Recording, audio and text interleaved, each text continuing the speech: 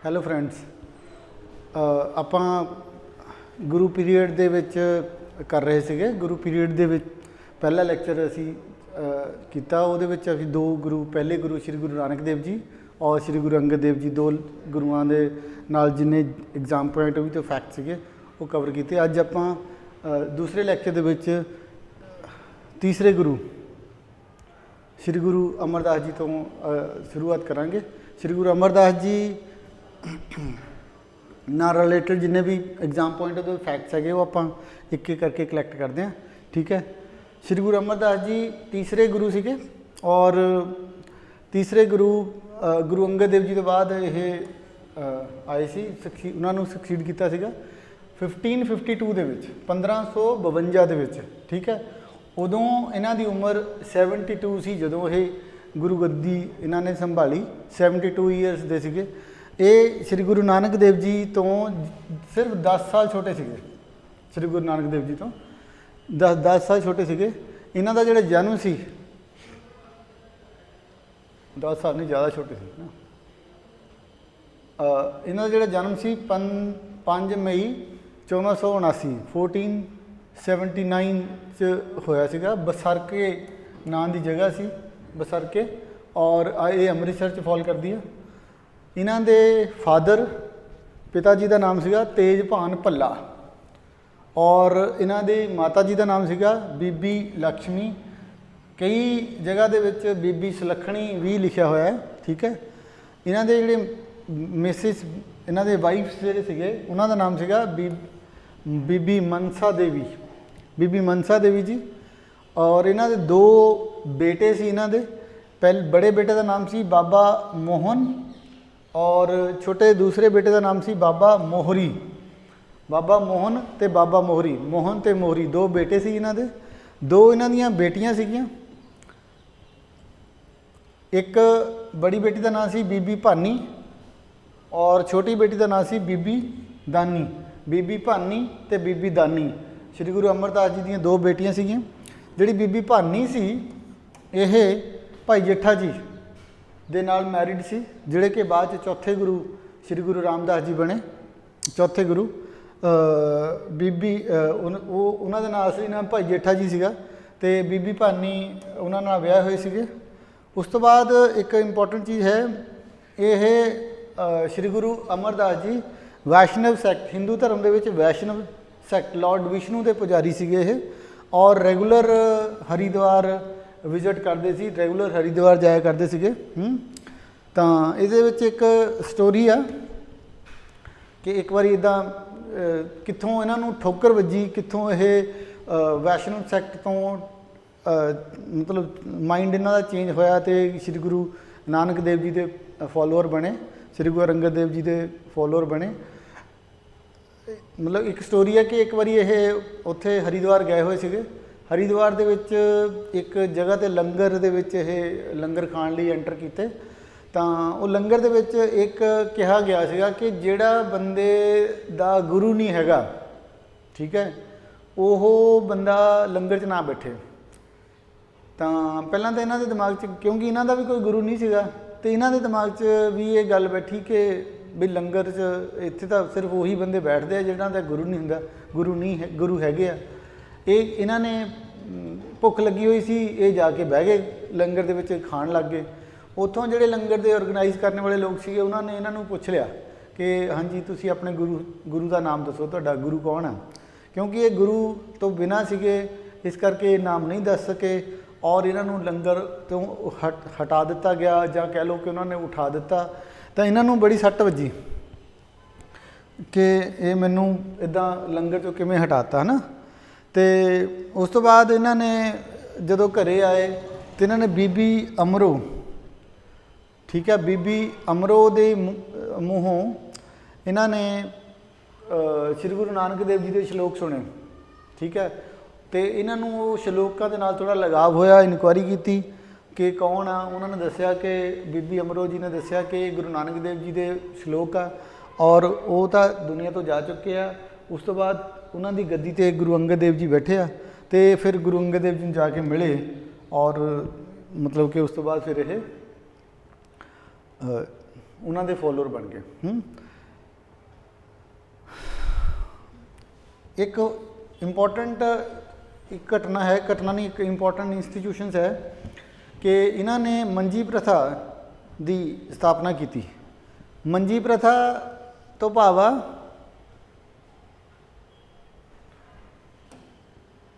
ਮੰਜੀ ਪ੍ਰਥਾ ਕੀ ਸੀਗਾ? ਵੈਸੇ ਮੰਜੀ ਤਾਂ ਆਪਾਂ ਪਿੰਡਾਂ ਦੇ ਵਿੱਚ ਮੰਜੇ, ਹੁਣ ਤਾਂ ਸ਼ਹਿਰਾਂ ਦੇ ਵਿੱਚ ਲੋਕ ਮੰਜੇ ਉਹਨਾਂ ਨੂੰ ਮਿਲਦੇ ਨਹੀਂ, ਦੇਖਦੇ ਹੀ ਨਹੀਂ ਬੱਚੇ, ਮੰਜੇ ਹੁੰਦੇ। ਜਦੋਂ ਇਹ ਜਿਹੜਾ ਏਰੀਆ ਸੀਗਾ ਉਹ ਬਹੁਤ ਵੱਡਾ ਹੋ ਗਿਆ, ਜਦੋਂ ਏਰੀਆ ਬਹੁਤ ਬੜਾ ਹੋ ਗਿਆ ਤੇ ਗੁਰੂ ਸਾਹਿਬ ਕਿਉਂਕਿ ਉਹ ਥੋੜ੍ਹੇ ਬਜ਼ੁਰਗ ਵੀ ਸੀਗੇ ਤਾਂ ਉਹ ਬਹੁਤ ਸਾਰੀ ਫਾਰ ਫਲੰਗ ਏਰੀਆ 'ਚ ਨਹੀਂ ਜਾ ਸਕਦੇ ਸੀਗੇ, ਠੀਕ ਹੈ। ਤਾਂ ਉਹਨਾਂ ਨੇ ਸਾਰੇ ਏਰੀਆ ਨੂੰ ਮੰਜੀਆਂ ਦੇ ਵਿੱਚ ਡਿਵਾਈਡ ਕਰਤਾ, ਠੀਕ ਹੈ, ਮੰਡੀਆਂ 'ਚ ਡਿਵਾਈਡ ਕਰਤਾ ਕਿ ਇਹ ਇੱਕ ਮੰਜੀ ਏਰੀਆ, ਇੱਕ ਮੰਜੀ ਏਰੀਆ, ਇੱਕ ਮੰਜੀ ਏਰੀਆ, ਇੱਕ ਮੰਜੀ ਇੱਦਾਂ। ਤਾਂ ਮੰਜੀ ਤੋਂ ਭਾਵ ਆ ਉੱਥੇ ਇੱਕ ਮੰਜੀਦਾਰ ਵੀ ਅਪੋਇੰਟ ਕਰ ਦਿੱਤਾ ਗਿਆ। ਮੰਜੀ ਤੋਂ ਭਾਵ ਆ ਇੱਕ ਐਸਾ ਏਰੀਆ ਜਿੱਥੇ ਮੰਜੀਦਾਰ ਅਪੋਇੰਟਡ ਆ ਬਾਈ ਗੁਰੂ ਜੀ, ਔਰ ਉਹਨੇ ਉਸ ਏਰੀਏ ਦੇ ਵਿੱਚ ਸ਼੍ਰੀ ਗੁਰੂ ਨਾਨਕ ਦੇਵ ਜੀ ਦੀ ਫਿਲੋਸਫੀ ਦਾ ਪ੍ਰਚਾਰ ਕਰਨਾ ਹੈ। ਟੋਟਲ 22 ਮੰਜੀਆਂ ਸਥਾਪਿਤ ਕੀਤੀਆਂ ਗਈਆਂ, ਮਤਲਬ ਟੋਟਲ ਏਰੀਆ ਨੂੰ 22 ਪਾਰਟਸ ਦੇ ਵਿੱਚ ਡਿਵਾਈਡ ਕੀਤਾ ਗਿਆ। ਇੱਕ ਇੰਪੋਰਟੈਂਟ ਚੀਜ਼ ਇਹਦੇ 'ਚ ਇਹ ਵੀ ਆ ਕਿ ਜਿਵੇਂ ਏਰੀਆ ਇਸ 'ਚ ਇੱਕ ਮੰਜੀਦਾਰ ਅਪੋਇੰਟ ਕਰਤਾ ਗਿਆ, ਹੋ ਸਕਦਾ ਮੰਜੀਦਾਰ ਕੋਲੋਂ ਵੀ ਉਹ ਏਰੀਆ ਕਵਰ ਨਾ ਹੋਵੇ ਤਾਂ ਉਸ ਏਰੀਏ ਨੂੰ ਵੀ ਫਰਦਰ ਡਿਵਾਈਡ ਕੀਤਾ ਗਿਆ ਅਤੇ ਉਹਦੇ ਵਿੱਚ ਪੀੜ੍ਹੀਦਾਰ ਅਪੋਇੰਟ ਕੀਤੇ ਗਏ, ਮਤਲਬ ਮੰਜੀਆਂ ਅੱਗੇ ਪੀੜ੍ਹੀਆਂ 'ਚ ਫਰਦਰ ਸਬ ਡਿਵਾਈਡ ਕੀਤੀਆਂ ਗਈਆਂ ਔਰ ਉਹਦੇ ਵਿੱਚ ਪੀੜ੍ਹੀਦਾਰ ਅਪੋਇੰਟ ਕੀਤੇ ਗਏ।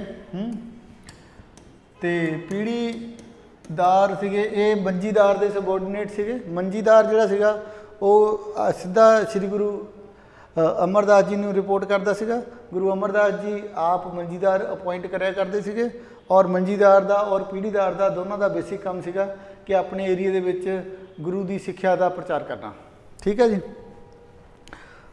ਮੰਜੀ ਇਸ ਤਰੀਕੇ ਨਾਲ ਉਹਨਾਂ ਨੇ ਬਹੁਤ ਸਾਰੀਆਂ ਮੰਜੀਆਂ ਦੀ ਸਥਾਪਨਾ ਕੀਤੀ। 22 ਟੋਟਲ 22 ਮੰਜੀਆਂ ਦੀ ਸਥਾਪਨਾ ਕੀਤੀ ਔਰ ਇਹ ਕੰਟੀਨਿਊ ਰਿਹਾ।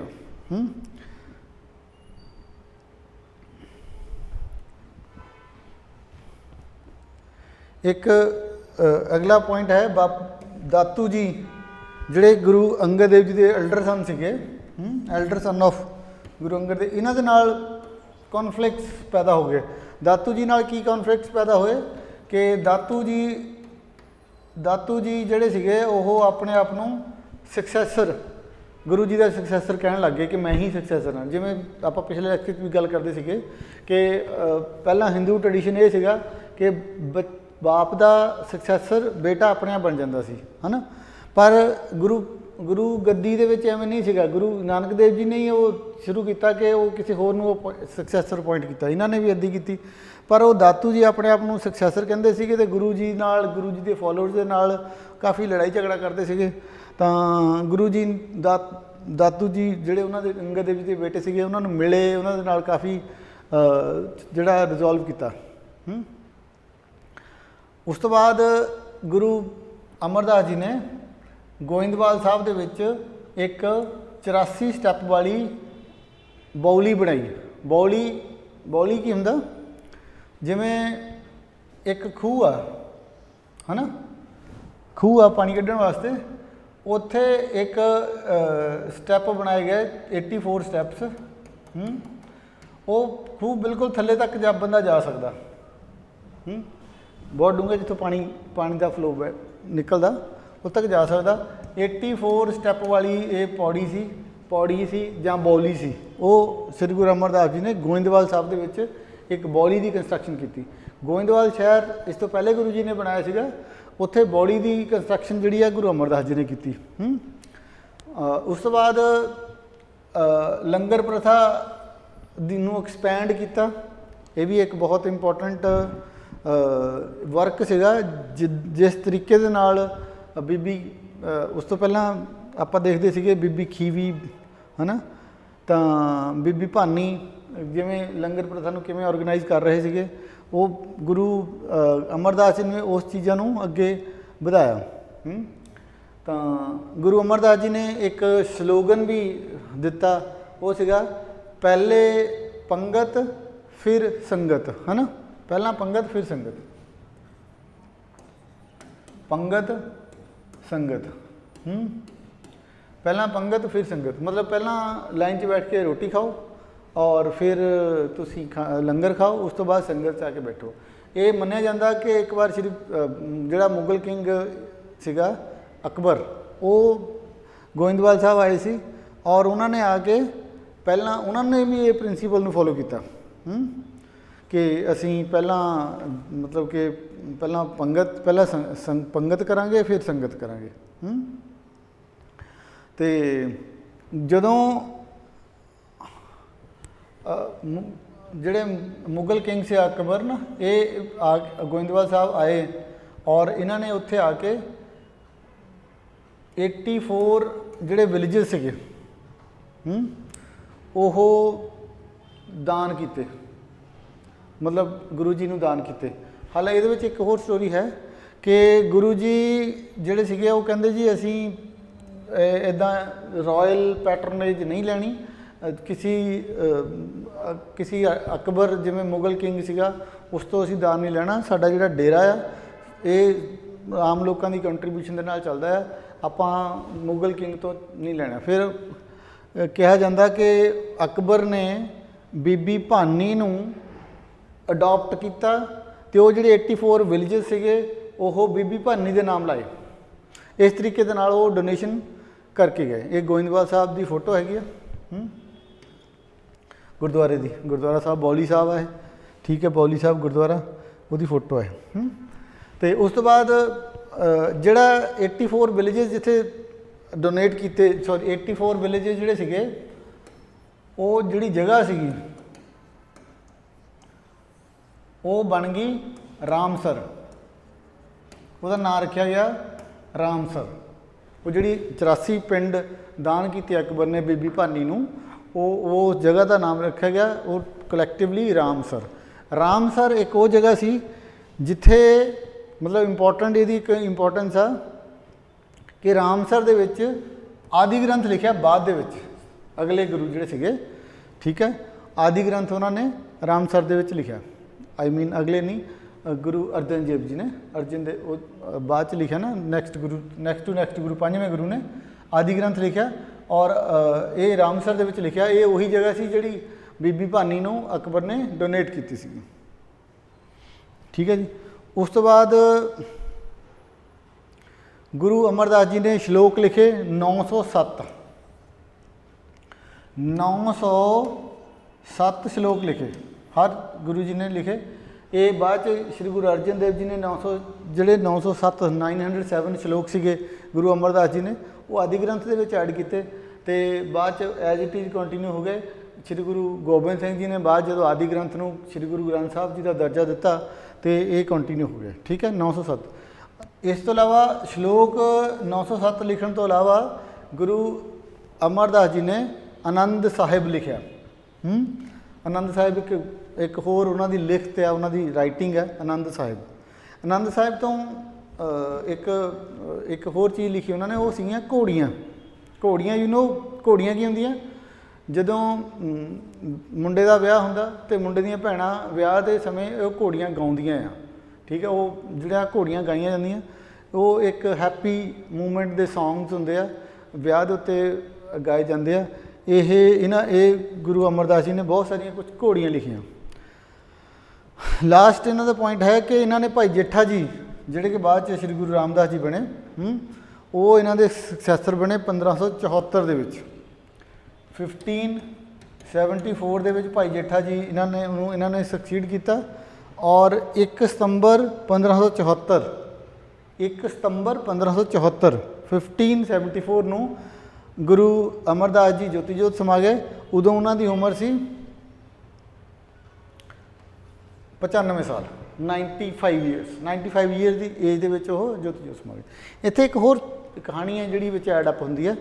बीबी भानी ने कहंदे आ कि बीबी भानी ने प्रॉमिस लिया गुरु अमरदास जी तो कि ये जिहड़ी गुरु गद्दी है फैमिली दे विच रहनी चाहिए है। तां ये कहानी प्रचलित हैगी है कि एक बारी गुरु अमरदास जी एक पीढ़ी ते बैठ के नहा रहे सीगे ਤੇ ਉਹ ਪੀੜੀ ਦਾ ਪਾਵਾ ਟੁੱਟ ਗਿਆ। ਗੁਰੂ ਬੀਬੀ ਭਾਨੀ ਨੇ ਉਹ ਗੁਰੂ ਅਮਰਦਾਸ ਜੀ ਨੂੰ ਡਿੱਗਣ ਤੋਂ ਬਚਾਇਆ ਅਤੇ ਗੁਰੂ ਅਮਰਦਾਸ ਜੀ ਨੇ ਉਹਨਾਂ ਨੂੰ ਕੁਛ ਮੰਗਣ ਲਈ ਕਿਹਾ ਅਤੇ ਉਹਨਾਂ ਨੇ ਮੰਗਿਆ ਕਿ ਵਾਅਦਾ ਕਰੋ ਕਿ ਇਹ ਜਿਹੜੀ ਗੁਰੂ ਗੱਦੀ ਆ ਉਹ ਫੈਮਿਲੀ ਦੇ ਵਿੱਚ ਰਹਿਣੀ ਚਾਹੀਦੀ ਹੈ। ਇਸ ਤਰੀਕੇ ਨਾਲ ਇੱਕ ਪ੍ਰਚਲਿਤ ਕਹਾਣੀ ਆ। ਅਤੇ ਪਰ ਇੱਕ ਚੀਜ਼ ਹੈ ਕਿ ਉਸ ਤੋਂ ਬਾਅਦ ਗੁਰੂ ਗੱਦੀ ਵਾਕਈ ਇਹਨਾਂ ਦੀ ਫੈਮਿਲੀ ਦੇ ਵਿੱਚ ਕੰਟੀਨਿਊ ਕੀਤੀ। ਨੈਕਸਟ ਗੁਰੂ ਆ ਜੀ ਗੁਰੂ ਅਮਰਦਾਸ ਜੀ, ਸੌਰੀ ਗੁਰੂ ਰਾਮਦਾਸ ਜੀ।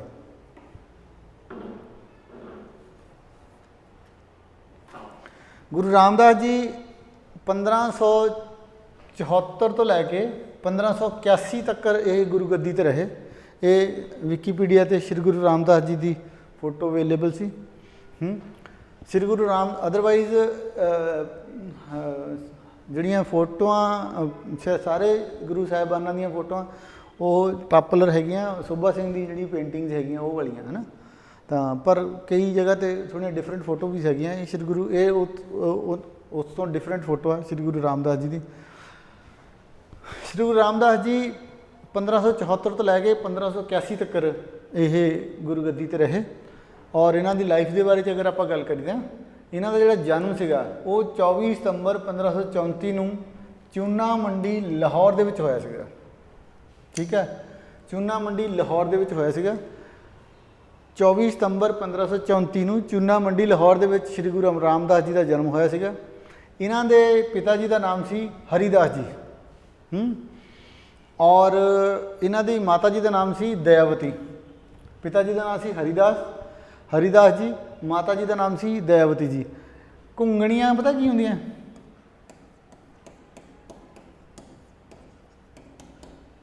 ਘੁੰਗਣੀਆਂ ਹੁੰਦੀਆਂ ਉਬਲੇ ਹੋਏ ਛੋਲੇ ਜਿਹਦੇ 'ਚ ਆਪਾਂ ਥੋੜ੍ਹਾ ਜਿਹਾ ਨਮਕ ਪਾ ਦਿੰਦੇ ਹਾਂ, ਹੈ ਨਾ। ਇਹਦੇ ਪਿਤਾ ਜੀ ਉਹ ਘੁੰਗਣੀਆਂ ਵੇਚਦੇ ਹੁੰਦੇ ਸੀਗੇ, ਹੈ ਨਾ। ਤਾਂ ਕਈ ਵਾਰੀ ਆਪਾਂ ਬੋਲਦੇ ਨਾ ਕੋਈ ਬੰਦਾ ਮਤਲਬ ਉਹ ਚੁੱਪ ਕਰਕੇ ਬੈਠਾ ਹੋਵੇ ਜਾਂ ਕੁਛ ਜਵਾਬ ਨਾ ਦੇਵੇ ਤਾਂ ਅਸੀਂ ਕਹਿੰਦੇ ਹਾਂ ਕਿ ਤੂੰ ਮੂੰਹ 'ਚ ਘੁੰਗਣੀਆਂ ਪਾਈਆਂ। ਘੁੰਗਣੀਆਂ ਜਦੋਂ ਉਬਲੇ ਹੋਏ ਛੋਲੇ ਜਦੋਂ ਮੂੰਹ 'ਚ ਪਾ ਕੇ ਬੰਦਾ ਉਹ ਹੌਲੀ ਹੌਲੀ ਚੱਬ ਕੇ ਖਾਂਦਾ ਤਾਂ ਕੁਛ ਦੇਰ ਤੱਕ ਉਹਨੂੰ ਬੋਲ ਨਹੀਂ ਪਾਉਂਦਾ ਨਾ ਉਹ, ਤਾਂ ਕਹਿ ਦਿੰਦੇ ਆ। ਅਤੇ ਇਹਨਾਂ ਦੇ ਪਿਤਾ ਜੀ ਦੀ ਜਲਦੀ ਡੈਥ ਹੋਣ ਦੇ ਕਰਕੇ ਇਹਨਾਂ ਦਾ ਜਿਹੜਾ ਬਰੋਟਅਪ ਸੀਗਾ ਉਹ ਇਹਨਾਂ ਦੇ ਨਾਨਕਿਆਂ ਵੱਲੋਂ ਹੋਇਆ ਸੀਗਾ। ਮੈਟਰਨਲ ਅੰਕਲਸ ਨੇ ਕੀਤਾ ਸੀਗਾ। ਇਹਨਾਂ ਦੀ ਵਾਈਫ ਦਾ ਨਾਮ ਸੀ ਬੀਬੀ ਭਾਨੀ। ਠੀਕ ਹੈ, ਔਰ ਬੀਬੀ ਭਾਨੀ ਜਿਹੜੀ ਸੀ ਉਹ ਸ਼੍ਰੀ ਗੁਰੂ ਅਮਰਦਾਸ ਜੀ ਦੀ ਬੇਟੀ ਸੀ, ਹੈ ਨਾ, ਪਤਾ ਹੀ ਹੈ। ਇਹਨਾਂ ਦੇ 3 ਬੇਟੇ ਸੀਗੇ, ਪ੍ਰਿਥੀ ਚੰਦ, ਮਹਾਦੇਵ ਅਤੇ ਅਰਜਨ ਦੇਵ। 3 ਇਹਨਾਂ ਦੇ ਪੁੱਤਰ ਸੀਗੇ, ਪ੍ਰਿਥੀ ਚੰਦ, ਮਹਾਦੇਵ, ਅਰਜਨ ਦੇਵ। ਔਰ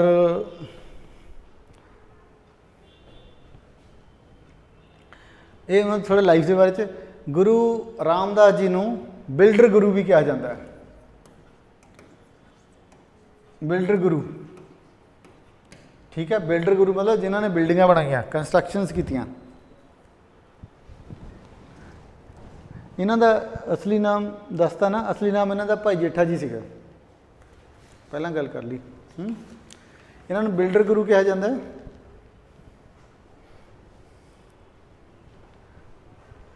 1577 1577 ਇਹ ਇੱਕ ਸਾਲ ਆ ਜਦੋਂ ਜਿਹਨੂੰ ਆਪਾਂ ਕਹਿ ਸਕਦੇ ਹਾਂ ਕਿ ਇਹ foundation year of Amritsar city ਦਾ ਸਾਲ ਹੈ। ਇਹ ਅੰਮ੍ਰਿਤਸਰ ਸ਼ਹਿਰ ਦੀ ਸਥਾਪਨਾ ਇਹਦਾ ਹੋਈ, ਪਰ ਐਗਜ਼ੈਕਟਲੀ ਉਹਨਾਂ ਨੇ ਸ਼ਹਿਰ ਦੀ ਸਥਾਪਨਾ ਨਹੀਂ ਇੱਦਾਂ ਕੀਤੀ। ਹੋਇਆ ਕੀ ਸੀਗਾ, ਉੱਥੇ ਇੱਕ ਪਿੰਡ ਸੀ, ਉਹਦਾ ਨਾਮ ਸੀ ਤੁੰਗ। ਠੀਕ ਹੈ, ਤੁੰਗ ਦੇ ਬਹੁਤ ਸਾਰੇ ਫਾਰਮਰ ਸੀ, 700 ਫਾਰਮਰ। ਉਹਨਾਂ ਦੇ ਕੋਲੋਂ ਇਹਨਾਂ ਨੇ ਕਾਫੀ ਸਾਰੀ ਜ਼ਮੀਨ ਖਰੀਦੀ, ਬਹੁਤ ਸਾਰੀ ਲੈਂਡ ਪਰਚੇਜ਼ ਕੀਤੀ। ਤਾਂ ਬਹੁਤ ਸਾਰੀ ਲੈਂਡ ਪਰਚੇਜ਼ ਕੀਤੀ ਤੁੰਗ ਪਿੰਡ ਦੇ ਬਹੁਤ ਸਾਰੇ ਲੋਕਾਂ ਕੋਲੋਂ। ਇਹ ਡਿਲੀਟ ਕਰਨਾ ਬੜਾ ਮਿਹਨਤ ਲੱਗਦੀ ਹੈ ਯਾਰ। ਅੱਛਾ, ਇਹ ਇੱਕ ਪਿੰਡ ਆ, ਇਹ ਤੁੰਗ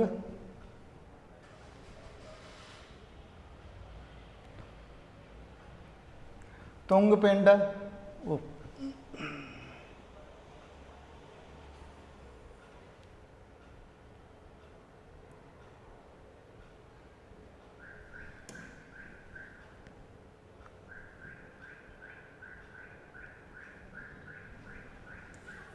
ਤੁੰਗ। ਤੁੰਗ ਪਿੰਡ ਦੇ ਵਿੱਚ 700 ਤੋਂ ਜਿਹੜੇ ਫਾਰਮਰ ਸੀ, ਕਿਸਾਨ ਸੀ, ਉਹਨਾਂ ਕੋਲੋਂ ਜ਼ਮੀਨ ਖਰੀਦੀ। ਜ਼ਮੀਨ ਖਰੀਦ ਕੇ ਇਸ ਪਿੰਡ ਦੇ ਵਿੱਚ ਗੁਰੂ ਸਾਹਿਬ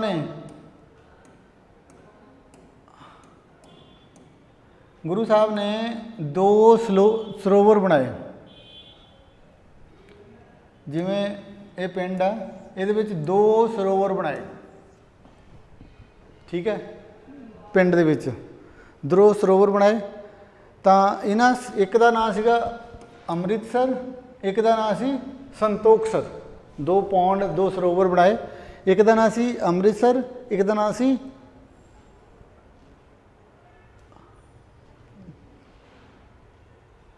ਇੱਕ ਤਾਂ ਸੰਤੋਖਸਰ, ਇੱਕ ਦਾ ਨਾਂ ਸੰਤੋਖਸਰ ਸੀਗਾ।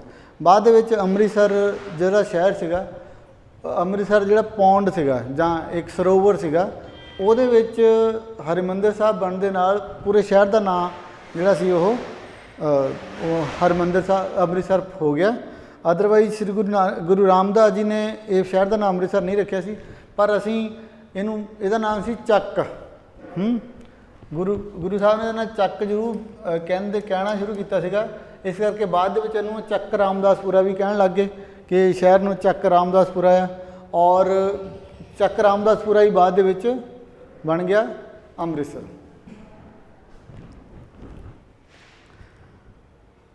ਅੱਗੇ ਇੰਪੋਰਟੈਂਟ ਟਾਪਿਕ ਮਤਲਬ ਨੈਕਸਟ ਹੈ ਮਸੰਦ ਪ੍ਰਥਾ ਦੀ ਸ਼ੁਰੂਆਤ ਕੀਤੀ। ਮਸੰਦ ਪ੍ਰਥਾ ਦੀ ਸ਼ੁਰੂਆਤ ਸ਼੍ਰੀ ਗੁਰੂ ਰਾਮਦਾਸ ਜੀ ਨੇ ਕੀਤੀ। ਬਹੁਤ ਸਾਰੇ ਐਗਜ਼ਾਮ ਦੇ ਵਿੱਚ ਆਬਜੈਕਟਿਵ ਟਾਈਪ ਸਵਾਲ ਆਉਂਦਾ ਹੈ ਕਿ ਮਸੰਦ ਪ੍ਰਥਾ ਕਿਹਨੇ ਸ਼ੁਰੂ ਕੀਤੀ, ਹੈ ਨਾ। ਉਹ ਗੁਰੂ ਰਾਮਦਾਸ ਜੀ ਨੇ ਕੀਤੀ, ਮਸੰਦ ਪ੍ਰਥਾ ਸ਼ੁਰੂ ਕੀਤੀ।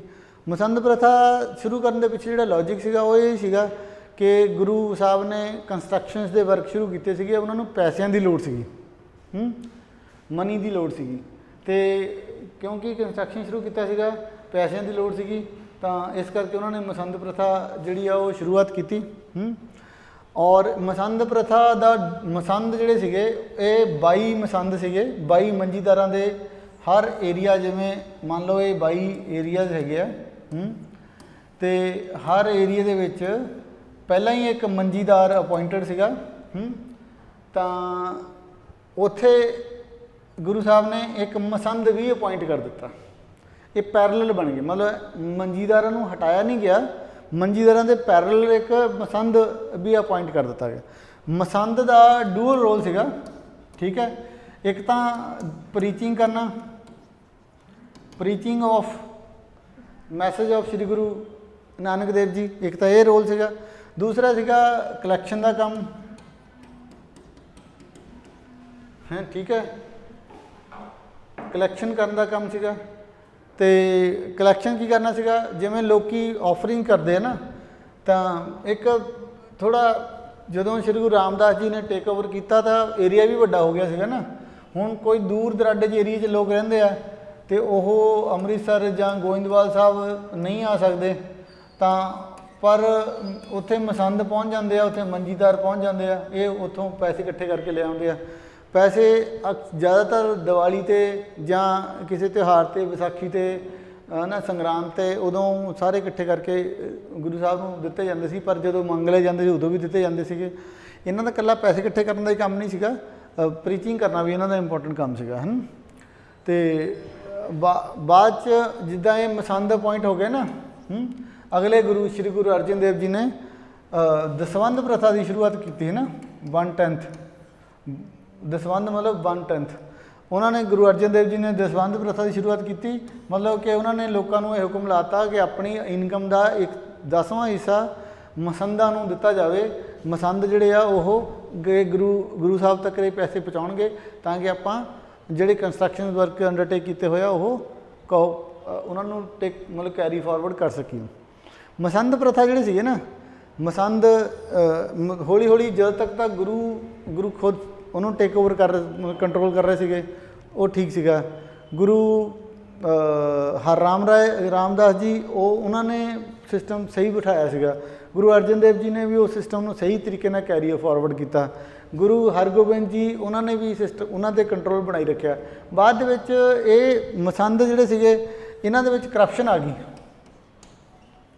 ठीक है। करप्शन आ गई, पैसे इकट्ठे होने लग गए, पैसे अद्धे पैसे दे देंगे, अद्धे कोल रख लेंगे, बड़े पावरफुल हो गए, बड़े स्ट्रोंग हो गए, स्ट्रोंग हो गए। श्री गुरु राम राय हर राय के टाइम के बाद हर राय गुरु अर्जन देव जी तो बाद, ठीक है, हरगोबिंद उस तो बाद ये इन्ने स्ट्रोंग हो गए कि एक बारी मतलब कि ना बाद मसंद गुरु तेग बहादुर जी ਨੂੰ ਇਹਨਾਂ ਨੇ ਅੰਮ੍ਰਿਤਸਰ 'ਚ ਦਰਬਾਰ ਸਾਹਿਬ 'ਚ ਐਂਟਰ ਕਰਨ ਤੋਂ ਰੋਕਤਾ ਸੀਗਾ। ਤੇ ਉੱਥੇ ਇੱਕ ਥੜਾ ਆ, ਉਹਨੂੰ ਥੜਾ ਸਾਹਿਬ ਕਹਿੰਦੇ ਆ। ਗੁਰੂ ਤੇਗ ਬਹਾਦਰ ਜੀ ਉੱਥੇ ਥੜੇ ਤੇ ਬਹਿ ਕੇ ਉਹਨਾਂ ਨੇ ਆਪਣੇ ਲੋਕਾਂ ਦੇ ਨਾਲ ਗੱਲਬਾਤ ਕੀਤੀ ਸੀ, ਅੰਦਰ ਨਹੀਂ ਜਾ ਸਕੇ।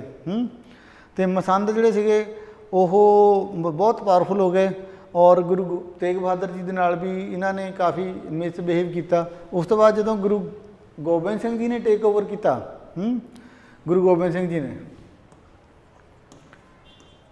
ਤੇ ਗੁਰੂ ਗੋਬਿੰਦ ਸਿੰਘ ਜੀ ਸਾਰਾ ਕੁਝ ਜਾਣਦੇ ਸੀ ਇਹਨਾਂ ਦੇ ਬਾਰੇ 'ਚ। ਉਹਨਾਂ ਨੇ ਆ ਕੇ ਮਸੰਦ ਪ੍ਰਥਾ ਅਬੋਲਿਸ਼ ਕਰਤੀ, ਉਹਨਾਂ ਨੇ ਮਸੰਦ ਸਿਸਟਮ ਹੀ ਅਬੋਲਿਸ਼ ਕਰਤਾ। ਉਹ ਕਹਿੰਦੇ ਕਿ ਮਸੰਦ ਐਜ਼ ਐਨ ਇੰਸਟੀਟਿਊਸ਼ਨ ਹੁਣ ਆਪਾਂ ਕੰਟੀਨਿਊ ਕਰਨਾ ਹੀ ਨਹੀਂ। ਜਿਹੜੇ ਮਸੰਦ ਸੀਗੇ ਉਹ ਮਹੰਤ ਬਣ ਗਏ, ਠੀਕ ਹੈ ਨਾ, ਉਹ ਮਹੰਤ ਬਣ ਗਏ ਮਸੰਦ। ਤਾਂ ਮਹੰਤ ਬਣ ਗਏ ਤਾਂ ਉਹ ਕੰਟੀਨਿਊ ਕਰ ਗਏ, ਮਤਲਬ ਕਿਉਂਕਿ ਆਲਰੇਡੀ ਉਹਨਾਂ ਨੇ ਕਾਫੀ ਪੈਸਾ ਪੂਸਾ ਜਮ੍ਹਾਂ ਕੀਤਾ ਹੋਇਆ ਸੀਗਾ, ਆਪਣੀ ਜੜ੍ਹਾਂ ਜਿਹੜੀਆਂ ਸੀ ਉਹ ਪੱਕੀਆਂ ਕੀਤੀਆਂ ਹੋਈਆਂ ਸੀਗੀਆਂ। ਗੁਰੂ ਗੋਬਿੰਦ ਸਿੰਘ ਜੀ ਇੱਕ ਹੋਰ ਇੰਪੋਰਟੈਂਟ ਮਤਲਬ ਇਸ ਕਰਕੇ ਵੀ ਕੰਟਰੋਲ ਨਹੀਂ ਕਰ ਸਕੇ ਕਿਉਂ ਗੁਰੂ ਗੋਬਿੰਦ ਸਿੰਘ ਜੀ ਕੋਲੇ ਫ੍ਰੀ ਸਮਾਂ ਹੀ ਘੱਟ ਸੀਗਾ ਉਹਨਾਂ ਨੂੰ ਦੇਖਣ ਦਾ। ਉਹ ਦੂਸਰੇ ਪਾਸੇ ਥੋੜ੍ਹੀ ਉਹਨਾਂ ਦੀ ਲਾਈਫ ਸੀਰੀਜ਼ ਸੀ ਉਲਝ ਗਈ, ਠੀਕ ਹੈ। ਉਹ ਲੜਾਈਆਂ ਬਹੁਤ ਸਾਰੀਆਂ ਉਹਨਾਂ ਨੇ ਕੀਤੀਆਂ, ਉਹ ਵਜ਼ੀਰ ਖਾਨ ਮੁਗਲ ਆਰਮੀ ਦੇ ਨਾਲ ਲੜਦੇ ਲੁੜਦੇ ਰਹੇ। ਉਹਦੇ ਕਰਕੇ ਨਾ ਉਹ ਮਸੰਦ ਕੀ ਕਰਦੇ ਆ, ਇਹ ਕਿਵੇਂ ਗੁਰਦੁਆਰੇ ਨੂੰ ਕੰਟਰੋਲ ਕਰਦੇ ਆ, ਕਿਵੇਂ ਦਰਬਾਰ ਸਾਹਿਬ ਨੂੰ ਕੰਟਰੋਲ ਕਰਦੇ ਆ, ਕਿਵੇਂ ਆਪਣਾ ਵਿੱਚ ਕਰਪਸ਼ਨ ਹੋ ਰਹੀ ਆ, ਉਹਨਾਂ ਨੂੰ ਜ਼ਿਆਦਾ ਸਮਾਂ ਨਹੀਂ ਮਿਲਿਆ। ਤਾਂ ਉਹ ਪਰ ਉਹ ਮਸੰਦ ਸਿਸਟਮ ਨੂੰ ਅਬੋਲਿਸ਼ ਕਰ ਗਏ, ਮਹੰਤ ਆ ਗਏ ਉਹਨਾਂ ਦੀ ਜਗ੍ਹਾ, ਹੈ ਨਾ, ਮਹੰਤ ਆ ਗਏ। ਤਾਂ ਮਹੰਤ ਜਿਹੜੇ ਸੀਗੇ ਇੱਥੋਂ ਮਤਲਬ ਕਿ ਤੁਸੀਂ ਜਾਣ ਕੇ ਹੈਰਾਨ ਹੋਵੋਗੇ ਕਿ ਮਹੰਤ ਜਿਹੜੇ ਸੀਗੇ ਇਹਨਾਂ ਨੇ ਬਾਅਦ ਦੇ ਵਿੱਚ ਮਤਲਬ ਕਾਫੀ 100-200 ਸਾਲਾਂ ਤੱਕ ਇਹਨਾਂ ਨੇ ਦਰਬਾਰ ਸਾਹਿਬ ਨੂੰ ਬੁਰੇ ਤਰੀਕੇ ਨਾਲ ਕੰਟਰੋਲ ਕਰ ਲਿਆ ਸੀਗਾ ਕਿ ਇੱਦਾਂ ਬਹੁਤ ਸਾਰੀਆਂ ਲਿਖਤਾਂ 'ਚ ਲਿਖਿਆ ਹੋਇਆ ਕਿ ਇਹਨਾਂ ਨੇ ਦਰਬਾਰ ਸਾਹਿਬ 'ਚ ਮੂਰਤੀਆਂ ਦੀ ਸਥਾਪਨਾ ਕਰਤੀ ਸੀਗੀ, ਠੀਕ ਹੈ, ਮੂਰਤੀਆਂ ਦੀ ਸਥਾਪਨਾ ਕਰਤੀ ਸੀ। ਅਤੇ 1900 ਦੇ ਸਦੀ ਦੇ ਜਿਹੜੇ ਪਹਿਲੇ ਦਸ਼ਕ ਸੀਗੇ ਉਦੋਂ ਆ ਕੇ ਉਹ ਮੂਰਤੀਆਂ ਹਟਾਈਆਂ ਗਈਆਂ। ਉਸ ਤੋਂ ਬਾਅਦ ਇੱਕ ਹੋਰ ਉੱਥੇ ਨਾ ਇੱਕ ਪੇਂਟਿੰਗ ਸੀਗੀ, ਮਤਲਬ that was very controversial painting, ਲੋਕ ਉੱਤੇ ਬੜਾ ਆਬਜੈਕਸ਼ਨ ਰੇਜ਼ ਕਰਦੇ ਸੀਗੇ। ਦੀਵਾਰ ਦੇ ਉੱਤੇ ਪੂਰੀ ਫੁੱਲ ਦੀਵਾਰ ਦੇ ਉੱਤੇ ਇੱਕ ਬਹੁਤ ਵੱਡੀ ਪੇਂਟਿੰਗ ਸੀ। ਪੇਂਟਿੰਗ ਦੇ ਵਿੱਚ ਦਿਖਾਇਆ ਗਿਆ ਸੀਗਾ ਕਿ ਸ਼੍ਰੀ ਗੁਰੂ ਗੋਬਿੰਦ ਸਿੰਘ ਜੀ ਮਾਤਾ ਦੁਰਗਾ ਦੇ ਸਾਹਮਣੇ ਹੱਥ ਜੋੜ ਕੇ ਖੜ੍ਹੇ ਆ, ਬੈਠੇ ਆ। ਮਾਤਾ ਦੁਰਗਾ ਦੀ ਵੱਡੀ ਇੱਕ ਪੇਂਟਿੰਗ ਆ, ਉਹਦੇ ਮੂਹਰੇ ਗੁਰੂ ਗੋਬਿੰਦ ਸਿੰਘ ਜੀ ਬੈਠੇ ਹੋਏ ਆ। ਉੱਥੇ ਬੜਾ ਆਬਜੈਕਸ਼ਨ ਰੇਜ਼ ਕੀਤਾ ਕਿ ਇਹਨੂੰ ਮਾਤਾ ਦੁਰਗਾ ਦਾ ਭਗਤ ਬਣਾ ਕੇ ਪੇਸ਼ ਕੀਤਾ ਗਿਆ ਸ਼੍ਰੀ ਗੁਰੂ ਗੋਬਿੰਦ ਸਿੰਘ ਜੀ ਨੂੰ। ਤਾਂ ਉਹ ਉੱਥੇ ਵੀ ਉਹ ਪੇਂਟਿੰਗ ਦਰਬਾਰ ਸਾਹਿਬ 'ਚ ਸੀਗੀ। ਬਾਅਦ ਦੇ ਵਿੱਚ ਉਹ 1914-15 ਦੇ ਵਿੱਚ ਕਿਤੇ ਆ ਕੇ ਉਹ ਪੇਂਟਿੰਗ ਡਿਲੀਟ ਕੀਤੀ ਔਰ ਮੂਰਤੀਆਂ ਵੀ ਸਥਾਪਨਾ ਕਰਤੀ ਸੀ, ਉਹ ਵੀ ਉੱਥੋਂ ਹਟਾਈਆਂ। ਫਿਰ ਤੁਹਾਨੂੰ ਪਤਾ ਹੀ ਹੈ ਗੁਰਦੁਆਰਾ ਰਿਫੋਰਮ ਮੂਵਮੈਂਟ ਚੱਲੀ, ਬਹੁਤ ਸਾਰੇ ਗੁਰਦੁਆਰੇ ਇਹਨਾਂ ਮਹੰਤਾਂ ਤੋਂ ਆਜ਼ਾਦ ਕਰਵਾਏ ਗਏ। ਗੁਰਦੁਆਰਾ ਮੂਵਮੈਂਟ ਚੱਲੀ, ਗੁਰਦੁਆਰਾ ਮੂਵਮੈਂਟ ਦੇ ਵਿੱਚ ਸਭ ਤੋਂ ਪਹਿਲਾਂ ਤਾਂ ਦਰਬਾਰ ਸਾਹਿਬ ਆਜ਼ਾਦ ਹੋਇਆ, ਨਨਕਾਣਾ ਸਾਹਿਬ ਆਜ਼ਾਦ ਹੋਇਆ, ਬਹੁਤ ਸਾਰੇ ਦੂਸਰੇ ਗੁਰਦੁਆਰੇ ਆਪਾਂ ਮਤਲਬ ਕਿ ਉਹਦੇ ਵਿੱਚ ਬੜੀ ਸ਼ਹੀਦੀਆਂ ਹੋਈਆਂ, ਆਜ਼ਾਦ ਹੋਏ। ਔਰ ਫਿਰ ਕੰਟੀਨਿਊ ਮਤਲਬ ਬਾਅਦ ਵਿੱਚ ਫਿਰ SGPC ਬਣੀ। SGPC ਨੇ ਉਹ ਸਾਰੀ ਗੁਰਦੁਆਰੇ ਦੀ ਮੈਨੇਜਮੈਂਟ ਨੂੰ ਆਪਣੇ ਕੰਟਰੋਲ 'ਚ ਲੈ ਲਿਆ। ਉਹ ਇੱਕ ਡੈਮੋਕ੍ਰੈਟਿਕ ਇੰਸਟੀਟਿਊਸ਼ਨ ਬਣਿਆ, ਇਹ ਇਲੈਕਟਡ ਬੋਡੀ ਸੀ। ਔਰ ਫਿਰ ਸ਼੍ਰੋਮਣੀ ਅਕਾਲੀ ਦਲ ਹੋਂਦ ਵਿੱਚ ਆਈ, ਉਹਨੇ ਉਹਦਾ ਸ਼ੁਰੂ 'ਚ ਤਾਂ ਉਹ ਸਾਰਾ ਹੀ ਮਤਲਬ ਕਿ SGPC ਦੀ ਇੱਕ ਐਗਜ਼ੈਕਟਿਵ ਬੋਡੀ ਸੀ, SGPC ਇੱਕ ਲੈਜਿਸਲੇਚਰ ਸੀ ਅਤੇ ਸ਼੍ਰੋਮਣੀ ਅਕਾਲੀ ਦਲ ਉਹਦੀ ਇੱਕ ਐਗਜ਼ੈਕਟਿਵ ਬੋਡੀ ਸੀ। ਅਤੇ ਪਰ ਉਹ ਬਾਅਦ 'ਚ ਰਾਜਨੀਤਿਕ ਖੇਤਰ ਦੇ ਵਿੱਚ ਚਲੇ ਗਏ ਤਾਂ ਉਹ ਪੋਲੀਟੀਕਲ ਪਾਰਟੀ ਦੀ ਤਰ੍ਹਾਂ ਬਣ ਗਏ, ਹੈ ਨਾ। ਉਸ ਤੋਂ ਬਾਅਦ ਇੱਕ ਹੋਰ ਇੰਪੋਰਟੈਂਟ ਹੈ ਉਦਾਸੀ ਮਤ ਬਾਬਾ ਸ਼੍ਰੀ ਚੰਦ ਜੀ ਕੰਟੀਨਿਊ। ਤੁਹਾਨੂੰ ਪਤਾ ਹੀ ਹੈ ਬਾਬਾ ਸ਼੍ਰੀ ਚੰਦ ਜੀ ਹਾਲੇ ਤੱਕ ਵੀ ਆਪਣੇ ਆਪ ਨੂੰ ਗੁਰੂ ਨਾਨਕ ਦੇਵ ਜੀ ਦਾ ਸਕਸੈਸਰ ਕਹੀ ਜਾ ਰਹੇ ਸੀਗੇ। ਤਾਂ ਉਹ ਲੜਾਈ ਝਗੜਾ ਵੀ ਕਰਦੇ ਸੀ, ਉਹਨਾਂ ਦੇ ਫੋਲੋਅਰ ਗੁਰੂ ਜੀ ਦੇ ਫੋਲੋਅਰ ਦੇ ਨਾਲ ਲੜਾਈ ਝਗੜਾ ਕਰਦੇ ਸੀ। ਇੱਕ ਨਾ ਬੜੀ ਇੰਪੋਰਟੈਂਟ ਇੱਕ ਸਟੋਰੀ ਹੈ, ਬੜੀ ਇੰਟਰਸਟਿੰਗ ਹੈ ਕਿ ਇੱਕ ਵਾਰ ਗੁਰੂ ਰਾਮਦਾਸ ਜੀ ਜਦੋਂ ਉਹ ਚਾਹੁੰਦੇ ਸੀ ਕਿ ਕੋਈ ਲੜਾਈ ਝਗੜਾ ਬਾਬਾ ਸ਼੍ਰੀ ਚੰਦ ਜੀ ਨਾਲ ਲੜਾਈ ਝਗੜਾ ਨਾ ਹੋਵੇ, ਹੈ ਨਾ, ਕਿਉਂਕਿ ਉਹ ਗੁਰੂ ਨਾਨਕ ਦੇਵ ਜੀ ਦੇ ਪੁੱਤਰ ਵੀ ਸੀਗੇ। ਤਾਂ ਉਹਦੇ ਨਾਲ ਕੋਈ ਲੜਾਈ ਝਗੜਾ ਨਾ ਹੋਵੇ। ਤਾਂ ਉਹ ਨਾ ਉਹਦੇ ਡੇਰੇ 'ਤੇ ਆਪ ਹੀ ਚਲੇ ਗਏ। ਬਾਬਾ ਸ਼੍ਰੀ ਚੰਦ ਜੀ ਜਿਹੜੇ ਸੀਗੇ ਉਹਨਾਂ ਨੇ ਵੀ ਉਹ ਥੋੜ੍ਹੇ ਹੈਰਾਨ ਵੀ ਹੋਏ ਹੋਣਗੇ ਕਿ ਇਹ ਖੁਦ ਹੀ ਆ ਗਏ।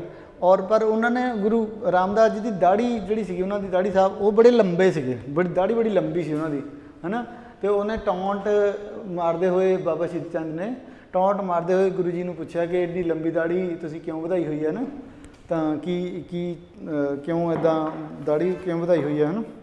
ਤਾਂ ਬਾਬਾ ਸ਼੍ਰੀ ਗੁਰੂ ਰਾਮਦਾਸ ਜੀ ਨੇ ਜਵਾਬ ਦਿੱਤਾ ਕਿ ਇਹ ਦਾੜੀ ਮੈਂ ਲੰਬੀ ਇਸ ਕਰਕੇ ਰੱਖੀ ਹੋਈ ਆ ਕਿ ਤੁਹਾਡੇ ਵਰਗੇ ਜਿਹੜੇ ਮਹਾਂਪੁਰਸ਼ ਆ ਉਹਨਾਂ ਦੇ ਚਰਨਾਂ ਨੂੰ ਸਾਫ਼ ਕੀਤਾ ਜਾ ਸਕੇ, ਅਗਰ ਗੰਦੇ ਹੋ ਗਏ ਤਾਂ ਉਹਨਾਂ ਦੇ ਚਰਨਾਂ ਨੂੰ ਸਾਫ਼ ਕਰਨ ਵਾਸਤੇ ਮੈਂ ਕੀਤਾ ਹੋਇਆ। ਉਹਨਾਂ ਦੇ ਇਸ ਜਵਾਬ ਤੋਂ ਬਾਬਾ ਸ਼੍ਰੀ ਚੰਦ ਜੀ ਬੜੇ ਪ੍ਰਭਾਵਿਤ ਹੋਏ। ਉਹਨਾਂ ਨੇ, ਕਿਉਂਕਿ ਅੰਦਰੋਂ ਅੰਦਰ ਉਹਨਾਂ ਨੂੰ ਪਤਾ ਤਾਂ ਸੀਗਾ ਹੀ ਕਿ ਅਸਲੀ ਸਕਸੈਸਰ ਇਹੋ ਹੀ ਆ, ਮੈਂ ਅਸਲੀ ਸਕਸੈਸਰ ਨਹੀਂ ਹਾਂ, ਠੀਕ ਹੈ। ਜੇ ਮੈਂ ਅਸਲੀ ਸਕਸੈਸਰ ਹੁੰਦਾ ਤਾਂ ਗੁਰੂ ਨਾਨਕ ਦੇਵ ਜੀ ਮੇਰਾ ਨਾਂ ਅਨਾਊਂਸ ਕਰਕੇ ਜਾਂਦੇ। ਉਹਨਾਂ ਨੂੰ ਪਤਾ ਹੀ ਸੀ। ਫਿਰ ਉਹਨਾਂ ਨੂੰ ਸਮਝ ਲੱਗੀ ਕਿ ਦੇਖੋ ਗੁਰੂ ਗੱਦੀ 'ਤੇ ਬੈਠੇ ਆ ਔਰ ਲੱਖਾਂ ਹੀ ਲੋਕ ਇਹਨਾਂ ਦੇ ਫੋਲੋਅਰ ਆ, ਔਰ ਲੱਖਾਂ ਲੋਕ ਇਹਨਾਂ ਦੇ ਮਤਲਬ ਕਿ ਇਹਨਾਂ ਸਾਹਮਣੇ ਆ ਕੇ ਮੱਥਾ ਟੇਕਦੇ ਆ। ਪਰ ਇਹਨਾਂ ਨੇ ਇਹ ਜਵਾਬ ਦਿੱਤਾ ਜਿਹੜਾ ਕਿ ਮੈਂ ਇਹ ਦਾੜੀ ਇਸ ਕਰਕੇ ਵਧਾਈ ਹੋਈ ਆ ਕਿ ਤੁਹਾਡੇ ਵਰਗੇ ਮਹਾਂਪੁਰਸ਼ਾਂ ਦੇ ਚਰਨਾਂ ਨੂੰ ਸਾਫ਼ ਕੀਤਾ ਜਾ ਸਕੇ। ਤਾਂ ਮਤਲਬ ਕਿੰਨੀ ਹਲੀਮੀ ਹੈ, ਕਿੰਨੇ ਡਾਊਨ ਟੂ ਅਰਥ ਆ। ਉਹ ਤੋਂ ਫਿਰ ਉਹ ਖੁਦ ਵੀ ਉਹਨਾਂ ਦੇ ਮੁਰੀਦ ਹੋ ਗਏ। ਤਾਂ ਉਸ ਤੋਂ ਬਾਅਦ ਇਹ ਲੜਾਈ ਝਗੜਾ ਸਦਾ ਲਈ ਖਤਮ ਹੋ ਗਿਆ। ਗੁਰੂ ਰਾਮਦਾਸ ਜੀ ਨੇ ਆਨੰਦ ਕਾਰਜ ਲਿਖੇ। ਆਨੰਦ ਕਾਰਜ ਨਾ 4 ਲਾਵਾਂ